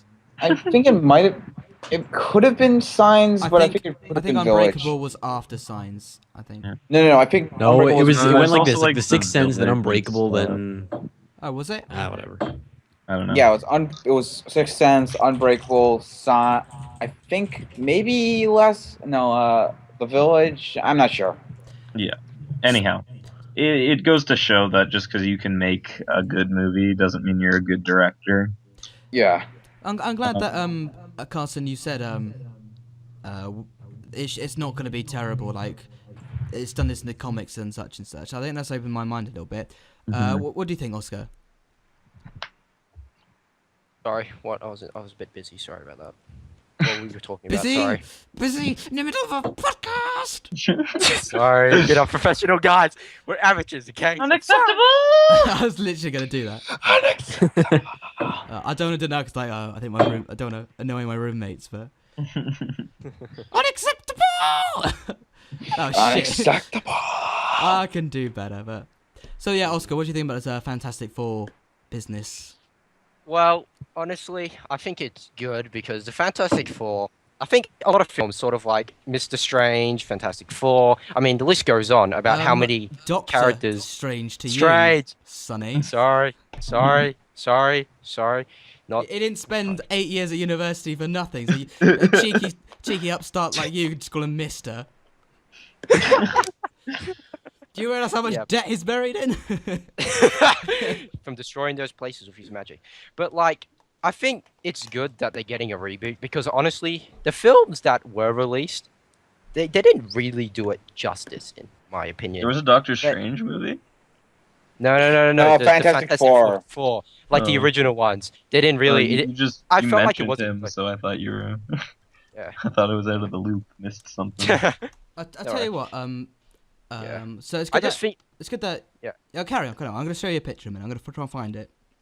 I think like the reboot's good. It seems interesting. I feel like the problem with the first film that it was like maybe too action orientated, but it felt like there was no direction in what they were doing. They were just doing it for the sake of it, sort of like the Green Lantern movie from DC, which reminds me they're making a new one, I think, with Jordan They're playing Stuart. it close to the chest, I think. Chest. Yeah, they're not really talking about it, but like I think they're rebooting it as well with a different Green Lantern duo. But like I think it's good, but who knows? A lot of people don't like the black character thing, you know, like having. Let's talk about that in a minute. Because Yeah. I mean, like obviously this is coming from fans of the original, like. Yeah. But. And I mean, we have had some characters change their ethnicity for live-action films, like the big one being Nick Fury. But that really worked. But I think But that had already happened in the comics, so Yeah. Oh, funny Okay. thing about funny. yeah. interesting In the Ultimate Comics, Nick Yeah. Fury is actually modeled after Samuel L. Jackson. Yes, yeah. Yeah, that's an interesting thing. But the thing that Of doesn't your make set. sense with Fantastic Four is, and the thing that most people are picking up on, is that Sue and Johnny are supposed to be brothers, and for just one of them to be black and the other to be white, you're going to add Strange this choice. needlessly. Adoption. Yeah, but it's needlessly complicated for a superhero film. I mean, like, Yeah, either have them both white or both. Wait. Did you just say needlessly complicated for a superhero film? what, Yes. I was going to say, like, we're not going to know until we watch it. It could work really well.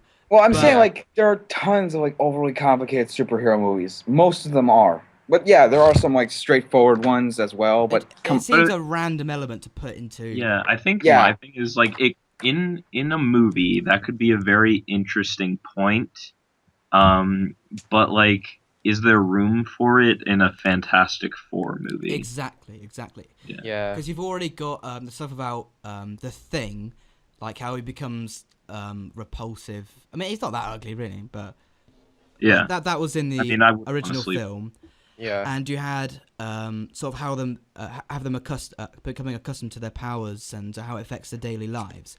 So that filled up the film pretty heavily, to be honest. So for them to do that and now add in this adoption element, we're not going to know until we watch it. But And I mean, it could just not be brought up at all. Like, they've been living together all their lives and they're basically brother and sister. But I also think that it could be interesting to have, like, one of them always feel a little, like a lesser person because, they're and that's adopted. why Johnny might be such like like a party man. Yeah. They're trying to make up. Yeah, that could really work actually. well, I think with Josh Trank directing, and I don't know who the writer is, but I feel like he can pull it off because if like in Chronicle, it's mostly about. I feel like it takes a while. Like what made Chronicle so good was that it was mostly about the contrast between all these characters getting better at their powers, but slowly drifting away from what brought them together originally. Okay, let me And- put. That's good, but here's the main reason why I don't think this film would be good. Look what they've made Doctor Doom look like. Okay, let me. I've already posted it on the main Mastertoons Oh, webpage. Yeah, I know you're talking. Oh God, that's Doctor Doom. He looks like. But here's my He looks like thing. a bin bag. It's Oh God, it looks like he looks like this- Groot crossed with Skeletor. Go on, Carson. But it looks like this might just. I mean, I guess I'm kind of grasping at straws here, but like, it looks like it might just be for stunt purposes. Well, no, because he's. There are other pictures. Hmm. Well, I mean, I think he is doing a stunt, but there's no. Yeah, I I mean, can't- the I one can't- thing about the first two movies that they did that I really liked was Doctor Doom's costume. Yeah. It was very iconic, and it Yeah. was very much based on the source material in the comic, which I think Mhm. which is one of the reasons why I like the original. One of the only reasons, and a couple, but like, yeah, and that's why I was hoping the reboot would, get Fantastic Four back to what it sort of was to fans. But that costume design, oh yeah, Okay, so here's why I Okay. think it might not be for stunt purposes. So here's a picture here, and it's the same sort of scene, and you've got Doctor Doom on stunt wires, and you have it appears to be Johnny Storm flying in, and he's got the lights. So they're probably going to add in the flames post production, but he's already got as much, like you can see the red lights and everything. Hmm. So that's his core costume in a way. And if you look at Doctor Doom, what is there to add CGI wise? Well, they're going to CGI clothes onto him. That doesn't make much Yeah. sense. That would be a good theory if the costume he was wearing was full green, like the green of the background. Yeah. The costume he's wearing, like I said, looks like Groot crossed with Skeletor from He-Man. Yeah. It looks like a Yeah. reject from some sort of Rocky Horror Show convention. Exactly. Yeah. So I mean, that really puts me off. I mean, like you know, you can say the director's amazing, the writer's amazing, you've got great actors, but when you have a glimpse of the final product and it does not look good. But have you seen The Thing? No, I haven't seen the thing. You got a picture of that? Yeah. You? Please upload. I want to see. Yeah, how it well, goes. no one's come out to say whether it's official or not, but it looks pretty official. Okay, let's have a look then. Is it Jamie Bell or whoever's playing him? No, it's like it's a bust. It looks like it's used for stunt purposes or like stand-in purposes. Let me find Okay. it. Just a little something for our listeners. If you want to see these pictures, you can just type in Google Doctor Doom costume leak, and there's loads of them. Oh, as far as the writer goes, it's done by Okay, Simon so- Kinberg. Shh, George. So- What the writer's part done by who? The screenplay is done by Simon Kinberg, who did X-Men: Days of Future Past, Great film. Sherlock I've yet to see Holmes with what's his name, Robert Downey Robert Downey Jr. Oh, Jr. I like Jenks. Sherlock Holmes. But also X-Men: The Last Stand. Ooh. And I don't know that's- how much he I- wrote of that, but Yeah, that's a bit Wait, touchy. yeah. But yet again, he has improved. So from I've just Last seen this Stand. picture of the thing, and I cannot. Yeah. Do you know what it reminds me of? Yeah. It reminds me of the Rock thing from Neverending Story. Let me look. Let me see. oh yeah. Yeah. And also, it brings back memories of the Neverending. It brings back memories of Neverending Story 3, where like he's on the tricycle and it's like, "Run down the highway." That's the thing. Wow. Yeah. So if the story is good, the acting is good, the costume is just letting us down. So let me get this straight. We're gonna see Jamie Bell's voice, Tintin from the Adventures of Tintin's voice coming out of that monstrosity. Why do they sound like lumps of? What do they look like? Lumps of shit. Like It does. it looks like someone had loads of porridge, took a massive dump, and they're like, "Oh shit, we've run out of clay to model these costumes and whatnot. What have I got in the toilet? Ooh, I'll mix that with some sawdust. Done." Oh my god! Wow! Oh my god! Anything to add, Curtis? Curtis, Has he gone AFK? Probably. most likely. Yeah, I think he has. Yeah, he Sneaky probably has. son of a bitch. Yeah. All right, okay, Anyway. so I'm still here. unless you Oh my god. I'm still so here. okay, so I think we've tied all that up. So Yeah. Yeah. Um, so my next story that I've got, I'm not too. I don't have a particularly insightful opinion on this. So the article is an artist called who is it? Are you talking about No Game, No Life and Yeah. that tracing thing? Yeah, Oh, okay. so the guy got Here we the go. guy got Yeah. done for tracing and Okay. This, yeah, you know my Facebook first for that, guys. I'll link it. I'll link the article on. well, so But, like- yeah, you sound like you know a lot, Oscar. So I'll let you Yeah. take the reins. Well, basically, I mean, like, the article was insinuating that the No Game, No Life artist. Just let me get back to where my post is, because I'll send you the link, guys, as well, if you want to read it. Sure. Basically, it's insinuating that Twitter account has said that, like, the No Game, No Life artist, I believe, Kimya Yus, sorry for Japanese people if I pronounce that wrong, is that it's saying that he is caught tracing from, like, other people's work. Now, from some of the images I've seen of this, In fact, all the images. There's a Twitter account, but from the site, it lists all the pictures there. Some of them look very much traced. I can agree with that. But some of it also looks like it's very much used as inspirational. Now, if you're very much into anime, it's pretty much a pretty big scandal. Especially because since No Game, No Life is pretty damn popular in the sense of it's pretty damn popular. And it is a big scandal. I mean, I think, yeah. I think with anime, there does seem to be like some very like generic poses, like like the standard poses, where like one of them's got two fingers, not in the swearing way, like the peace sign to the audience, to doing the winky face. Like I've seen that so many times. So I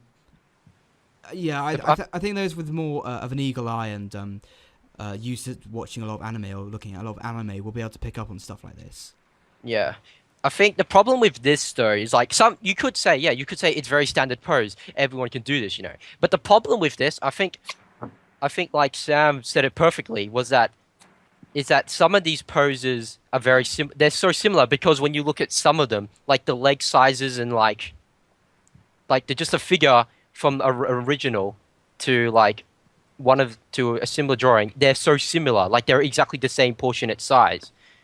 Like he wouldn't get accused of tracing if he was using it, for example, like inspiration. You would still have your own different measurements for your figures. But in some of these figures and some of these drawings, you can just tell it's like exactly the same. Like it just looks exactly the same. There's no difference done to like the person he's drawn. So yeah. That's good. There's still no official statement from either the animation company or him himself. I don't think. No, there hasn't been. So like it's pretty much I'm playing the waiting game. But people in the community like me are still very much. Some people are still saying that it's not tracing. Some people say it is. I mean, it's an ongoing debate. It's really going to depend on until we get an official statement. Or just something happened, but I'm pretty much sure they're not gonna state it. They're pretty much covering it off the rug, obviously. I think. Would you say that they probably have traced? Or honestly, yeah, go ahead. I think yeah. I think he has been. I think he has traced. Honestly, in my opinion, and how much anime I've seen, a lot, and just from staring at these drawings and things, I actually think he has. And to all these people who don't watch anime or anything, this is a very serious offense. Just saying, it's sort of like copywriting, plagiarism. That's basically what tracing is. Yeah, just saying to all the people who don't watch anime or anything, it's a very serious offense. Carson? Yeah, no, yeah, I don't know. I didn't hear about this, and I don't really watch anime too much, but I definitely agree that it's a big deal. I mean, you're basically stealing someone else's work. Like it's just not cool. And making money off of it is really the biggest thing, right? Like you're kind of stealing their profit as well as their credit. It's pretty unprofessional because you're getting paid to draw. Yeah. Yeah. Tracing is something a 13-year-old would do to try and learn how to draw anime. Exactly. I know a lot of people. That's how they learn to draw anime, from tracing. So for a professional and esteemed artist to do this, if they have done it, probably deserves to be fired. Yeah, at the least. Yeah, one artist did get fired. Filleted alive and dipped in boiling oil. Yeah, one guy did get. I think in the article there's also another link saying, I'll send that as well. Like this another artist who got caught tracing in the same incident actually got fired, and I think he hasn't even applied for another job because in the industry because he just can't because tracing is a big offense. Yep. But yeah, I don't honestly I don't know what's going to happen. Will there be a season 2 for No Game No Life? I don't know. I don't know if they'll continue with the light novel or just in general. I don't know what's going to happen. I don't get why it's so difficult just to see a character that someone else has drawn and go, I like that pose, and then just draw it yourself without tracing and maybe just change a couple of small details like how bent the ears especially when you're a professional, like you've obviously have some kind of talent if you've gotten that far. That's very cheeky. Yeah, that is true. But like the thing that just irks me is there's no official statement from either of them. So I don't know whether they're in talks about this, discussing it with him, saying, did you trace or not? But yeah, I agree, he's very talented, and if he is tracing, which no one knows yet, but in my mind he is tracing, then it's pretty sad, honestly. Yeah. Anything to add, George or Curtis? Curtis? Nothing much. I mean, Yeah, I guess he I deserved agree. to be fired. It is plagiarism, but if for me, it would be fine, like you said, if it was something along his own style, like fan art, for instance. But if you're just taking like the literal designs of it and just putting on like a couple of tweaks here and there, then yeah, that's plagiarism. Oh, another point I just want to add, sorry. Go ahead. Just cutting you off. Is also, you can't, tracing, I mean, if you're going to trace, there's also times when people will, I think some artists have said, I credit this person, I've copied this pose, blah, blah, blah, but he credits it. He hasn't credited this, so that also brings up the thing that he's still tracing as well. Yeah. I guess we'll never know, but people can get away with all sorts of shit in any industry, really. All right. Moving on then. Is there any other articles, controversies, or cartoons you want to talk about before we get into movie of the week? No, not for me. Let's see. Space Dandy, perhaps. I don't know if you guys. I don't watch Space Dandy. I'm pretty sure you have, George. We're gonna save that for next week because okay, no worries. I've seen it, and I haven't. I have some opinions on that, but I know everyone else here hasn't seen it, so we can save it for next week. No worries. Yeah. I will say though, just a little teaser, was not as good as it could have been. I'm just gonna leave that there. I'm not gonna get into it. Oh. A little tease to make sure you're listening next week for a digest. Yeah. All right, so now we're going to come to movie of the week. Yes, Finally. This is the part of the show where we last week we set a movie of the week for us to watch, and then today we're going to talk about it. So this week was a Studio Ghibli film called Princess Mononoke. Am I saying that right? Monaco. Mononoke. What is Mononoke? Mononoke. Yes. Princess Artichoke. I'm never gonna, Yeah, Mononoke. I'm never gonna fucking say that right. Princess Karaoke. Right, that's what you call it. Karaoke, Mononoke, yeah. So let's Like just 5 or less words sum up what you think of the film. I'll let Carson go first. Shit. What? All right, Wow, okay, George, we'll get back I'm to that. done. We'll get back to that. Oh my. Curtis. Well, amazing. That's all I have to say. All right, George. I kind of pulled a Curtis. Kind of. Kind of. You have seen it. You watched it. I've watched. I'm watching it right now. Actually, during the anime bit, I was trying to finish up some of it. I've only watched. How do you talk on this? Whatever. Anyways, how do you talk on Skype and watch a movie at the same time? I don't get it. It's part of my talent. Anyway, from what I've seen of it so far, Special ability. I've only seen like the first hour and a half of it, I believe. You got half an hour left. Yeah. Oh, oh. Yeah. From what I've seen of it so far, I haven't finished it. I'll give my full thoughts when I finish it. Good, but very disjointed. Yeah, I mean, and the ending as well when Gandalf comes in and turns everybody into frogs. What? Yeah. What? And then Voldemort. No, wasn't it the first? And then Voldemort comes and Azkaban's them. What? Yeah. Yeah. It's a joke. Okay, we'll try not to spoil it, but I think It's gonna be hard to yeah. So Yeah, it's gonna be hard.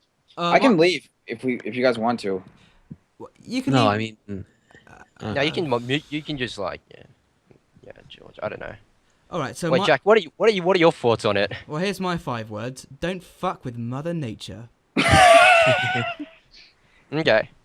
So let's start with what the film's about, the plot of the film. So the plot of the film is a young boy called Ashitaka. Am I saying it right? Yes. Yeah. Yes. Yep. Got that one. Ashitaka, who comes from a village in the east that's just the remnants of a previous grand civilization that was destroyed by the emperor hundreds of years ago. He lives in a small village, and they're attacked by a demon. And the demon, Ashitaka manages to slay the demon, but the demon puts like a sort of like a curse on it. I mean, not the way, like he touches him, and he gets like this dark sort of mark on his arm, and he has to leave the village to try and find a cure, but at the same time see the West and how nature and man has come into conflict. And also, he meets the princess of the forest, who doesn't think she's human for some reason. Well, because she was raised by wolves, so. Yeah, I was like, excuse me, do you have fur? No. Do you have fingers and like toes? The Jungle Book, like Mowgli. Oh yeah, the Jungle Book. Yeah. But Or like like, Tarzan. No, you're not a Or like wolf. Tarzan. Like, shut up. Or like Tarzan. she sounds like a bloody furry, doesn't she? Yeah. San does. Yeah. Oh. So, where do you want to start? Should we talk about sort of themes first? Sure. I've seen this film to death, so I can confirm stuff or whatever. Wait, what? You guys can... I've seen every single Ghibli film to death, like legit. Not to death, but I've seen it many, many times, so I kind of know it inside and I've out. seen it so many times that the movies just die. They Yeah, just don't it's- exist anymore. yeah, pretty much. Anyway. Anyway, So we'll start with sort of like what the film's about, like beyond the plot. Like I said, you know, like I made a joke about it, but it really is about the rise of man and the fall of nature, I think. But Yeah. at the same time, how like nature is impossible to stop. Yeah, Mm. I agree. Yeah. Go on.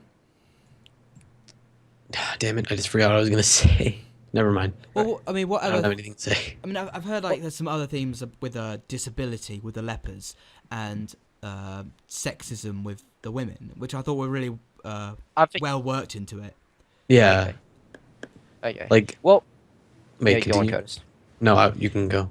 Okay, well, Hayao Miyazaki, in general, he's always had this underlining theme. He's always had 3 underlining themes in every film. He always says the first one, in this film, he's always about environment. He's talking about how the humans always ruin it and everything.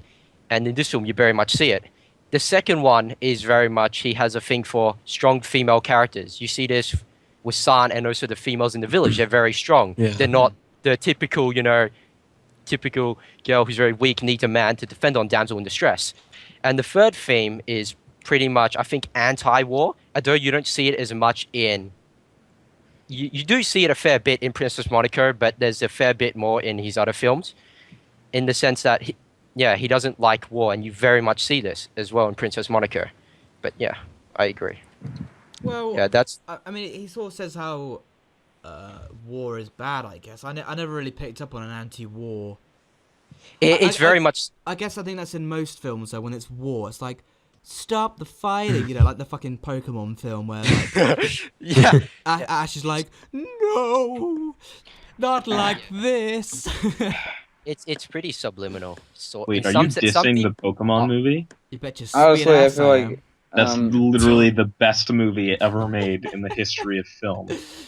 Pikachu History tears of bad, cinema. revive Ash. I'm just Ash, come back to me.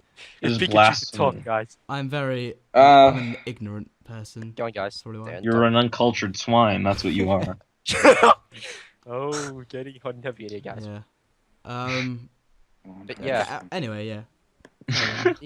the thing is very much subliminal, sort of, in a sense. Like, not a lot of people pick up on the female character one. I think I mean, it's always stated out.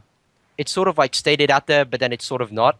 Like, there's some debate that everyone knows he's anti-war. He's very much against environment. If you've seen, I think there's this raccoon movie he made, which was, can't remember what it was called. It was about saying the how Hedge? the Japanese. No, not over the hedge. I was just thinking. That. What was it? God damn, what was it called? What? Hello. Wait a sec. Sorry, guys. Raccoon City. No. What's- They're eating her, and then they're gonna eat me.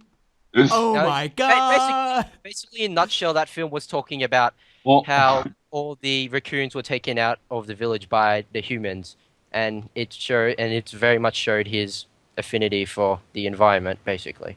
Those But, like, fucking yeah. humans. ruined it. If they're not animating, they're fucking up the environment. But yeah, I don't remember what it was called. All right.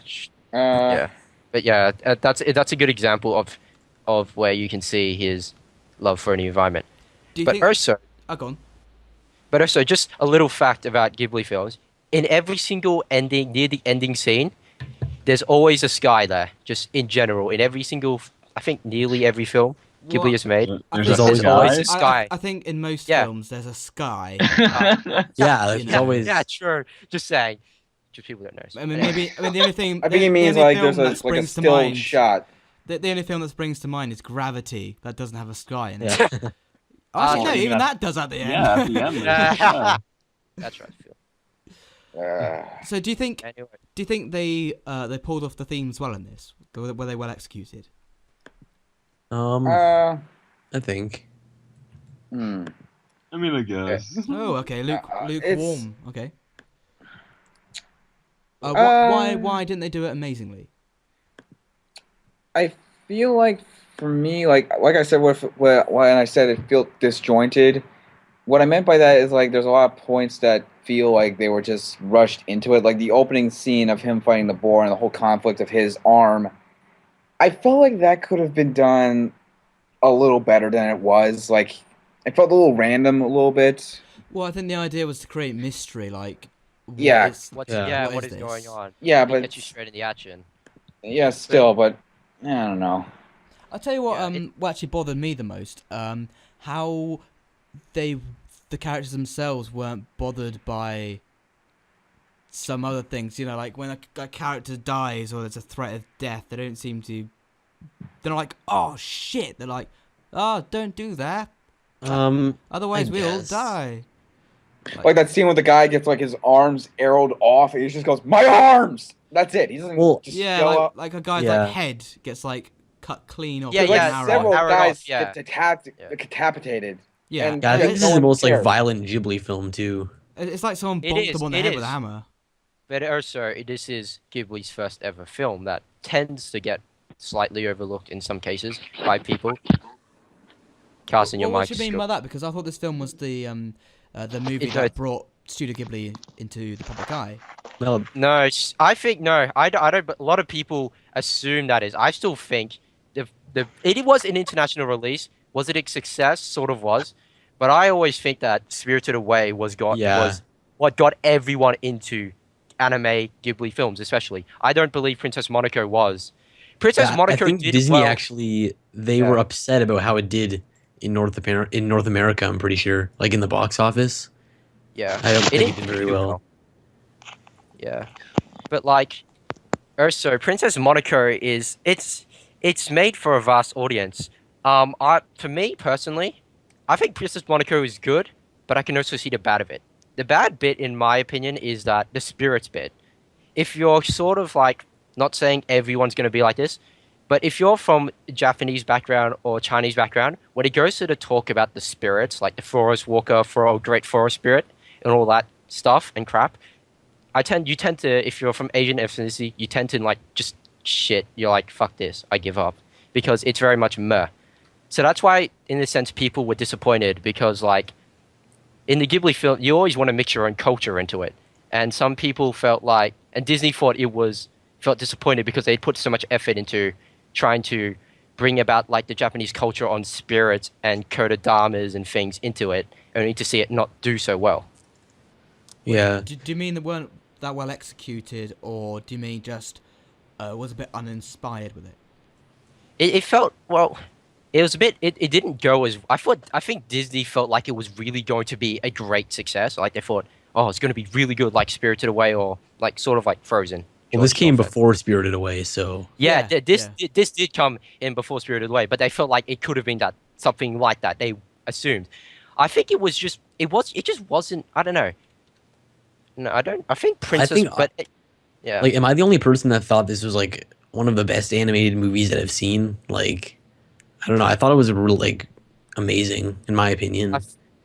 It is good, but in a way, it sort of doesn't get the credit it deserves because there are. I mean, if you watch Princess Monaco first, I found people who watch Princess Monaco first, then they watch all the other Ghibli films, they will enjoy Princess Monaco.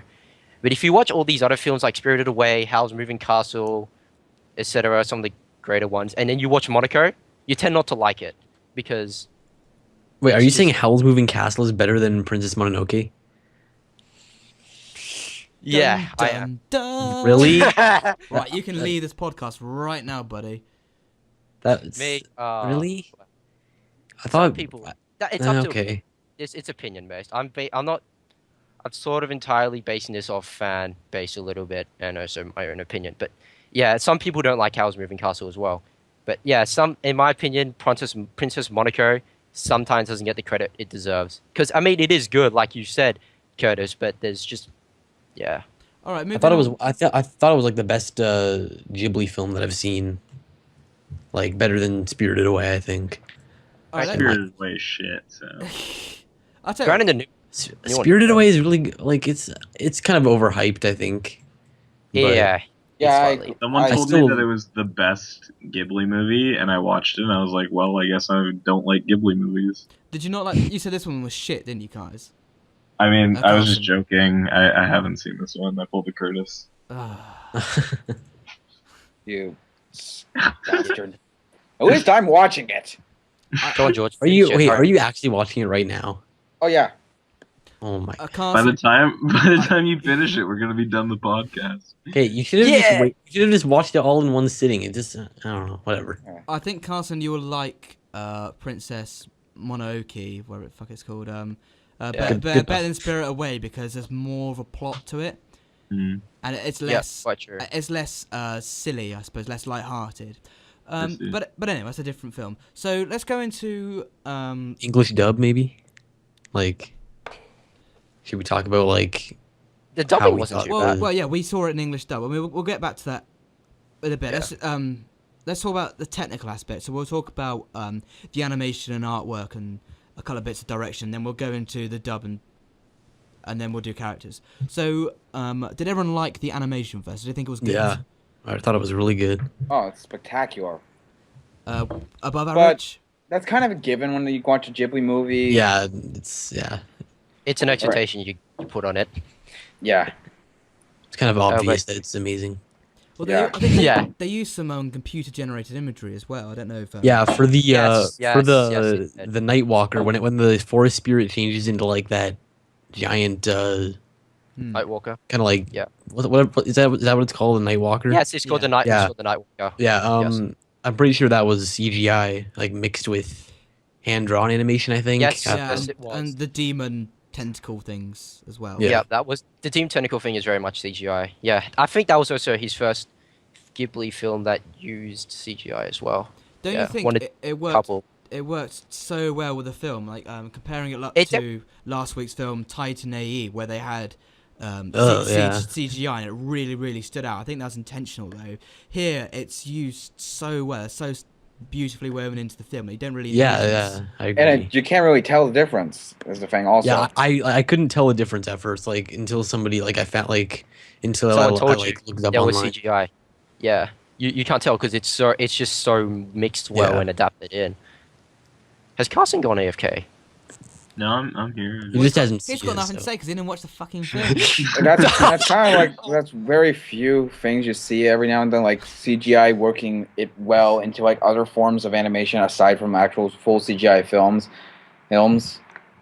And I think like it did here really well, even though I've only seen like the first, I've only seen near the ending of it. I think it's really well done. I really like a particular bit of direction. You would have already seen it, George. Like it's been used in the film before, but it gets used again later. Is the Night Walker, like when it enters the picture and starts like war. Oh yeah, It's Yeah. it's nearly dead silence, and it yeah, at first you like were because like used to like all sorts of like atmosphere sounds and everything. yeah. But it's a really clever bit of directing, so it shows like how powerful this being is, that it can just like silence everything, and you have to pay attention to. Yeah, it. there's a lot of moments where like, Yeah. no, wait one sec. Oscar. Yeah, I agree. Yeah, I agree. I think, that's why I was going to say it doesn't get sort of the attention it deserves because, Yeah. like, there are some very good features in it, like just the way they did that, like the Nightwalker scene, how everything is quiet, all the sound is gone. You can feel it. You're immersed in it. You can feel how powerful it is and everything. And like Sorry, with, somebody else was calling me on Skype. Sorry about that. Right. With every footstep, like it has that life cycle of life and death. I think that was. Yeah, that's what also. Yeah, it's a very good thing that Ghibli has interpreted how the forest spirit can give life but also take life. Yeah, like Yeah. Yeah. and that's part of the film. Like at first I wasn't too sure why the spirit forest god whatever wasn't like trying to help the animals, but then I sort of realized that like it has this higher level of thinking. Like it knows the cycle of life and death. It knows that these beings are going to have to die, but life will continue in this never-ending cycle. Life finds a way. Life finds a way. Yeah, you see that at the end of the film, George. Yeah, like the life and death You guys, cycle. you guys can spoil the ending for me. Like I, It's not No. George, it's not all about you. It's also about the casual viewers who are watching. Oh, it's this fine. Oh. podcast. It's not like Oh, it's right. not like a massive twist. I mean, like the spirit Yeah. god doesn't turn into a transformer and flies into the Death Star and Yeah, it's not like a Gundam, George. You know, it's Oh, not it's fine. like a Gundam and just rape everyone. Alright. I thought the ending sequence were like all of like the black goos like going everywhere. I thought that was really like awesome. yeah, Just that scene. really Yeah. nice animation. oh yeah, it's very cool. It's very like very. I'm trying to figure out like the words. It feels kind of like very. Fluid.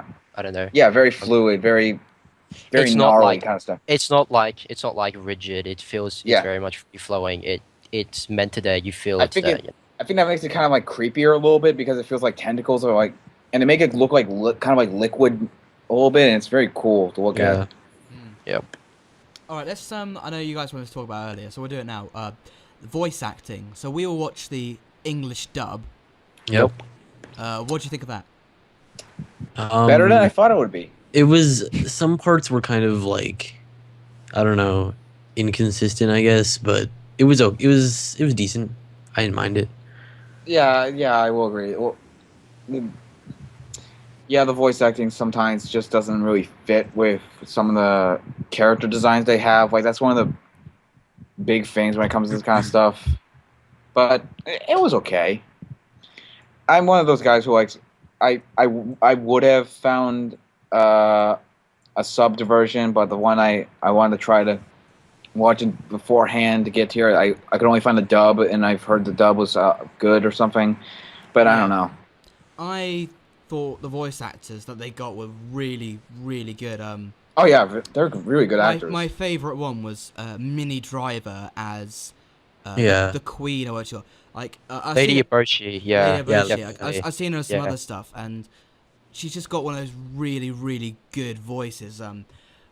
I don't mean to be sexist when I say this, but I don't think women in Hollywood have the best voices necessarily. Like, because when you think of good voices, you think Morgan Freeman, Stephen Yeah. Fry, and so on. It might just be how Hollywood, like which actors they pick. Yeah. Like they pick the attractive ones, but not necessarily the ones that have really good voices with gravitas. So, I mean, like my favourite ones with women, Minnie Driver, she's definitely up there, and what's she called? You San.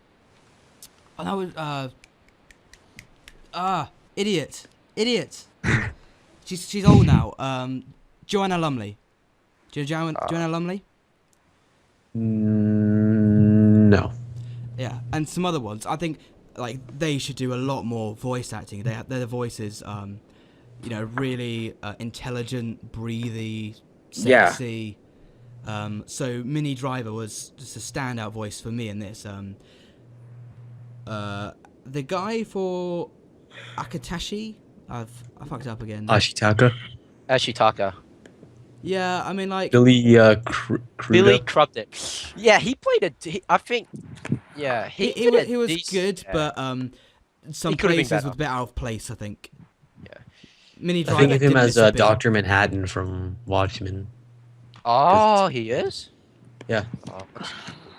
Oh, Did you hear John Digi Thingamabob? John DiMaggio. Yeah, Yeah. That was him. yeah. Yep. I knew Um, it was. It was he one of played. the He main played guards. Gonza. He wasn't He played Ashitaka. He was someone Gonza. else. He was Gonza. He was a Boshi's bodyguard. You know, the Oh, guy yeah. who's, the chief security guy who's always a wuss. Yeah. Oh yeah, who got beaten by his own people in order for help Hashitako get free from the help wolf spirit or something. Yeah. Right. Yeah, seriously, that guy got beaten down. Like, guy got a fucking rock thrown on him. Yeah. Seriously. Yeah. Uh, That was a Another one was Claire. Claire Danes. Claire Danes as She plays. Yeah. She. the played- titular character. I hope I said that right. You may know her from Homeland Kitties. Just See, Yeah. I've plays only her seen her in Homeland, I think, and she plays the character really well, but I don't really like the character that much. In what Homeland? In Yeah. what I this mean, movie or This is a bit in the movie. I think she was. I mean, I get like she was my favorite. Minnie Driver was, but she suited the character perfectly. Like, she did a job well. yeah. Anyone else thoughts? Like, you know. I really thought it was very good. Like, usually some dubs are absolutely terrible. Ceremony. I didn't hear But you this say one what. was. Sorry, George. Can you please repeat that again? What was that terrible film? Yeah, you got a bit of a cough. Oh yeah. I said some dubs are incredibly terrible. Ceremony. It didn't Oh. help. You did the exact same thing. Look, okay, clear your throat. Like that. And I just said say, some dubs are usually terrible. Sailor Moon is a good example, but this was very good. yeah. The original Sailor Moon dub, not the new one. I haven't seen the new one. So yeah. That's the main thing I took away from this film. I want Minnie Driver to do more voice acting. Yeah, I think she could.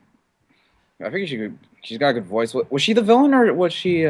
She was Lady Boshi. She's like Oh, the yeah. lead of Iron Tail, the female. I think she. Arguably I think- a villain. I think she could. I Yes. think she could be a very good voice actress if she plays her cards right with some stuff. I mean, there's tons of. Yeah, I mean, like she's not a huge actor like, you know, George Yeah. Clooney or something, but she does really well for herself. Yeah, I would like her to see her in more stuff. I mean, she's got that like low tone kind of villainous voice, but not too villainous where it's obvious, Hmm. and it fits really well for the character that she's playing. Yeah, Yeah. very strong, very intelligent. Yeah, Very composed. exactly. All right. So, Characters? Yeah, just what I was gonna say. So which characters you like? Which characters didn't you like? I don't think I didn't like any characters. Like My only real complaint with the characters a little bit, even though I haven't finished it, but Princess Mononoke doesn't have that big of an impact with what goes on most of the time. yeah. Okay, yeah, I guess you're right. Like I kind of agree. Yeah, she sort of there's a couple of bits where she attacks the humans with the wolves, Oh yeah. and I just Yeah. like San, yeah. like the first time, and it's like Oh Yeah, yeah. but the- That was why a are you doing really, it? really, what really is cool scene. what is the purpose? Yeah. Like again, yeah, it was well done, but Yeah, but like, it does. do you have a plan, or are you just being a bit of a bitch? It could be like a kind of like a. I think it might be like an Indian kind of thing where they try to drive off them with threatening in them and stuff. Yeah, Ah. I got that, but Which is why in the second part, when afterwards she found out they had guns, like when she tried to attack them the second time, she goes after the leader of them, trying to kill her. yeah, that was. But Sana's Princess Monaco has always wanted to kill the leader. She just Yeah. she just came out of nowhere, really. Yeah. I guess, and was like, attack. Okay. Yeah, it seems a bit like disorganized. Yeah. Yeah. So I mean, I really like Eboshi. Yeah. Again, though, I keep saying this, but the voice acting was superb. But also her character, she just seems like the epitome of humans in Yeah. like against nature, and like even in today. So like they're not necessarily evil. They just place the progress of humanity above the environment. Yeah. Yeah, Yeah. I mean, so you know, when they're like Akatashi is like, don't do that to the forest. Like she's not like she's not like, I don't care about the fucking forest. Screw the little creatures. She's like, she doesn't have particularly any malice towards the environment. It's just, this is just what I've got to do, and yeah. Yeah. Yeah. Anybody else? No. Okay. What about the two main characters? So Aki Tashi, whatever the fuck it's called, and the princess. Were they good? Yeah. I mean, I can't. As I said, I don't really have anything bad to say about any of the characters. Like, what do you like about them? I'll try and get back to you. I'll just need to think a bit. Okay. Oh, yeah. Oscar. The protagonists were. I mean, in general, the characters, in my opinion, felt a little bit too weak. I think I wanted more of a I felt like I wanted more. Like, I didn't know what San was. Like, all we got was her parents are supposedly defiling the forest from her wolf mother, and then says he adopted her. There's no real, in my opinion, I wanted more from the characters. Like, I wanted more Yeah. of a backstory in a sense. But you know, give or take, it's Yeah, I think based. If I remember correctly, Princess Monaco is based off a book as well. So a lot of really? Ghibli's work is based off things. So yeah, I don't think it's their fault. It's sort of the source material, but I don't know. Well, But yeah, I just felt like the characters were a bit too weak for my liking. I'll tell you who was another character I quite like. I mean, like, she didn't have a load of character development as such, but the wolf god, I can't remember her name. She was voiced by Gillian Anderson. That's another person I missed out on, actually. We just lost George a minute. He said he has to go. Okay. Well, thanks for coming on, George. So her voice acting as well was really good. I know how they recorded it and mixed it obviously made her sound like deeper and such. But again, like her voice acting was really, really good. Yeah. I like the way that they made her sound. Essentially, she sounded like a wolf god. Yeah. Wait. Yeah. I thought you were talking about. Wait. Never mind. Yeah, I agree with that. Like, and I also agree. Like, where now that I think of it, I kind of did want a bit more from the characters. Like, they didn't really go into the backstory that much, I guess. So if there's one negative, then that would be it.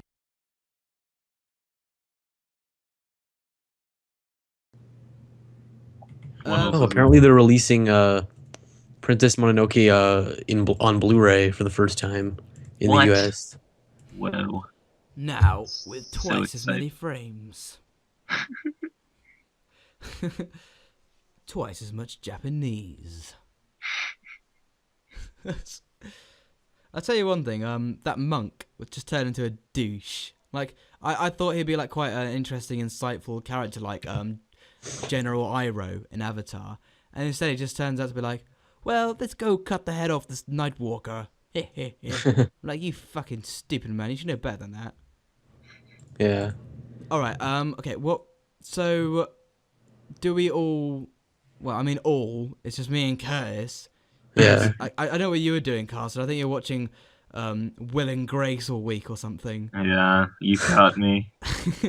How'd you know? So I recommend this film. I think you should watch it at least once. And Okay. if you don't like it, you've seen it, you've got an opinion. Yeah, I think it's I amazing. actually It's, like, did download it. I just never got around to watching it. I had a completely busy legally, week. of course. Watch it. I think if you, Carson, if you watch it and you don't like it, then I wouldn't really bother with any other Studio Yeah, Ghibli if film. you don't like it, then you're just give up on Studio Ghibli movies because this movie, like, Because you basically got the two ends of the range that they make. So, yeah, like every time I watch this movie again, like I get like blown away, pretty much. Like, do you get spirited I mean, away? well, I do when I watch Spirited Away, but not the not for- trailer looked pretty good. for what Spirited Away or Mononoke. All right. So I recommend this film. Do you recommend this film, Curtis? definitely. All right. On All a that. scale of 1 to amazing, how would you rank it? Amazing. Mm. I would rate it amicable. I see. I'll tell you what. We'll make it next week. The film of week is going to be a bit of a joke because Pyramid of Light is a fucking terrible film. Okay. Yeah, I'm not gonna. Yeah, that's the Yu-Gi-Oh one, right? Yeah, I'm not gonna sell you on that Oh, one. I don't know anything about Yu-Gi-Oh. So how am I like? Do I need to have like background information? Don't bother. Like, unless you want to watch the first 4 seasons of Yu. Yeah, like that's why I don't think we should do it because like It doesn't Just- matter. I know nothing about it. Just It, wiki. it doesn't matter, honestly. Like, it's shit anyway. Okay. Bear in mind it was released in cinemas, so Yeah, you have I to, remember it coming out. Yeah, you have to assume that a large chunk of your audience that are going to see this film have never seen Yu-Gi-Oh before, Yeah. so they must have somehow taken it into the equation. Well, they didn't, but that's what you would have thought. So you don't have to watch the previous seasons. You can just jump into it. But when you're like, I understand a fucking clue what's going on, you say, well, that is the film's fault. I will say that Yu-Gi-Oh is actually pretty good. I mean, the first season's not that great, but when you get to Battle City, that's actually a very good storyline. It's good. I mean, yeah, good. I remember liking it as a kid, but I never was really into it that much. Well, next week we can talk about Yu-Gi-Oh! The series before we get into the film. I think that'd be good. So, Well, I still need to catch up with like Steven Universe and all these other shows, so I'll put it in the back of my queue. head for shows that I should watch next. yeah, bear in mind that it gets more refined after season 1. Like, the rules of the show actually make sense. Just to wrap things up, we had a few people drop out of the podcast for various reasons, internet connection, so and so. So we're going to wrap the show up here. Next week we're going to be doing Pyramid of Light, so make sure you stay tuned for that. And we'll see you next time on the Master Poos. It was going perfect. Last week it was Master Kuntz. Now it's Master Poons. I feel like you have a bit of a. I'm not a racist, and I don't have a potty mouth. Right, so we have been the Mastertoons podcast with me, your host, Jack Hayward. I'm Carson. Curtis. Yep. Carson. Curtis. Oh, are we gonna say it? Okay. Anyway. Go for it. I'm your host, Jack Hayward. This is Carson. And I'm Curtis. And this is goodbye. Yeah, we'll see you next time. Tune If in anyone's next watching. week. Same bat time, same bat channel. That's a good way of doing. See ya. See ya.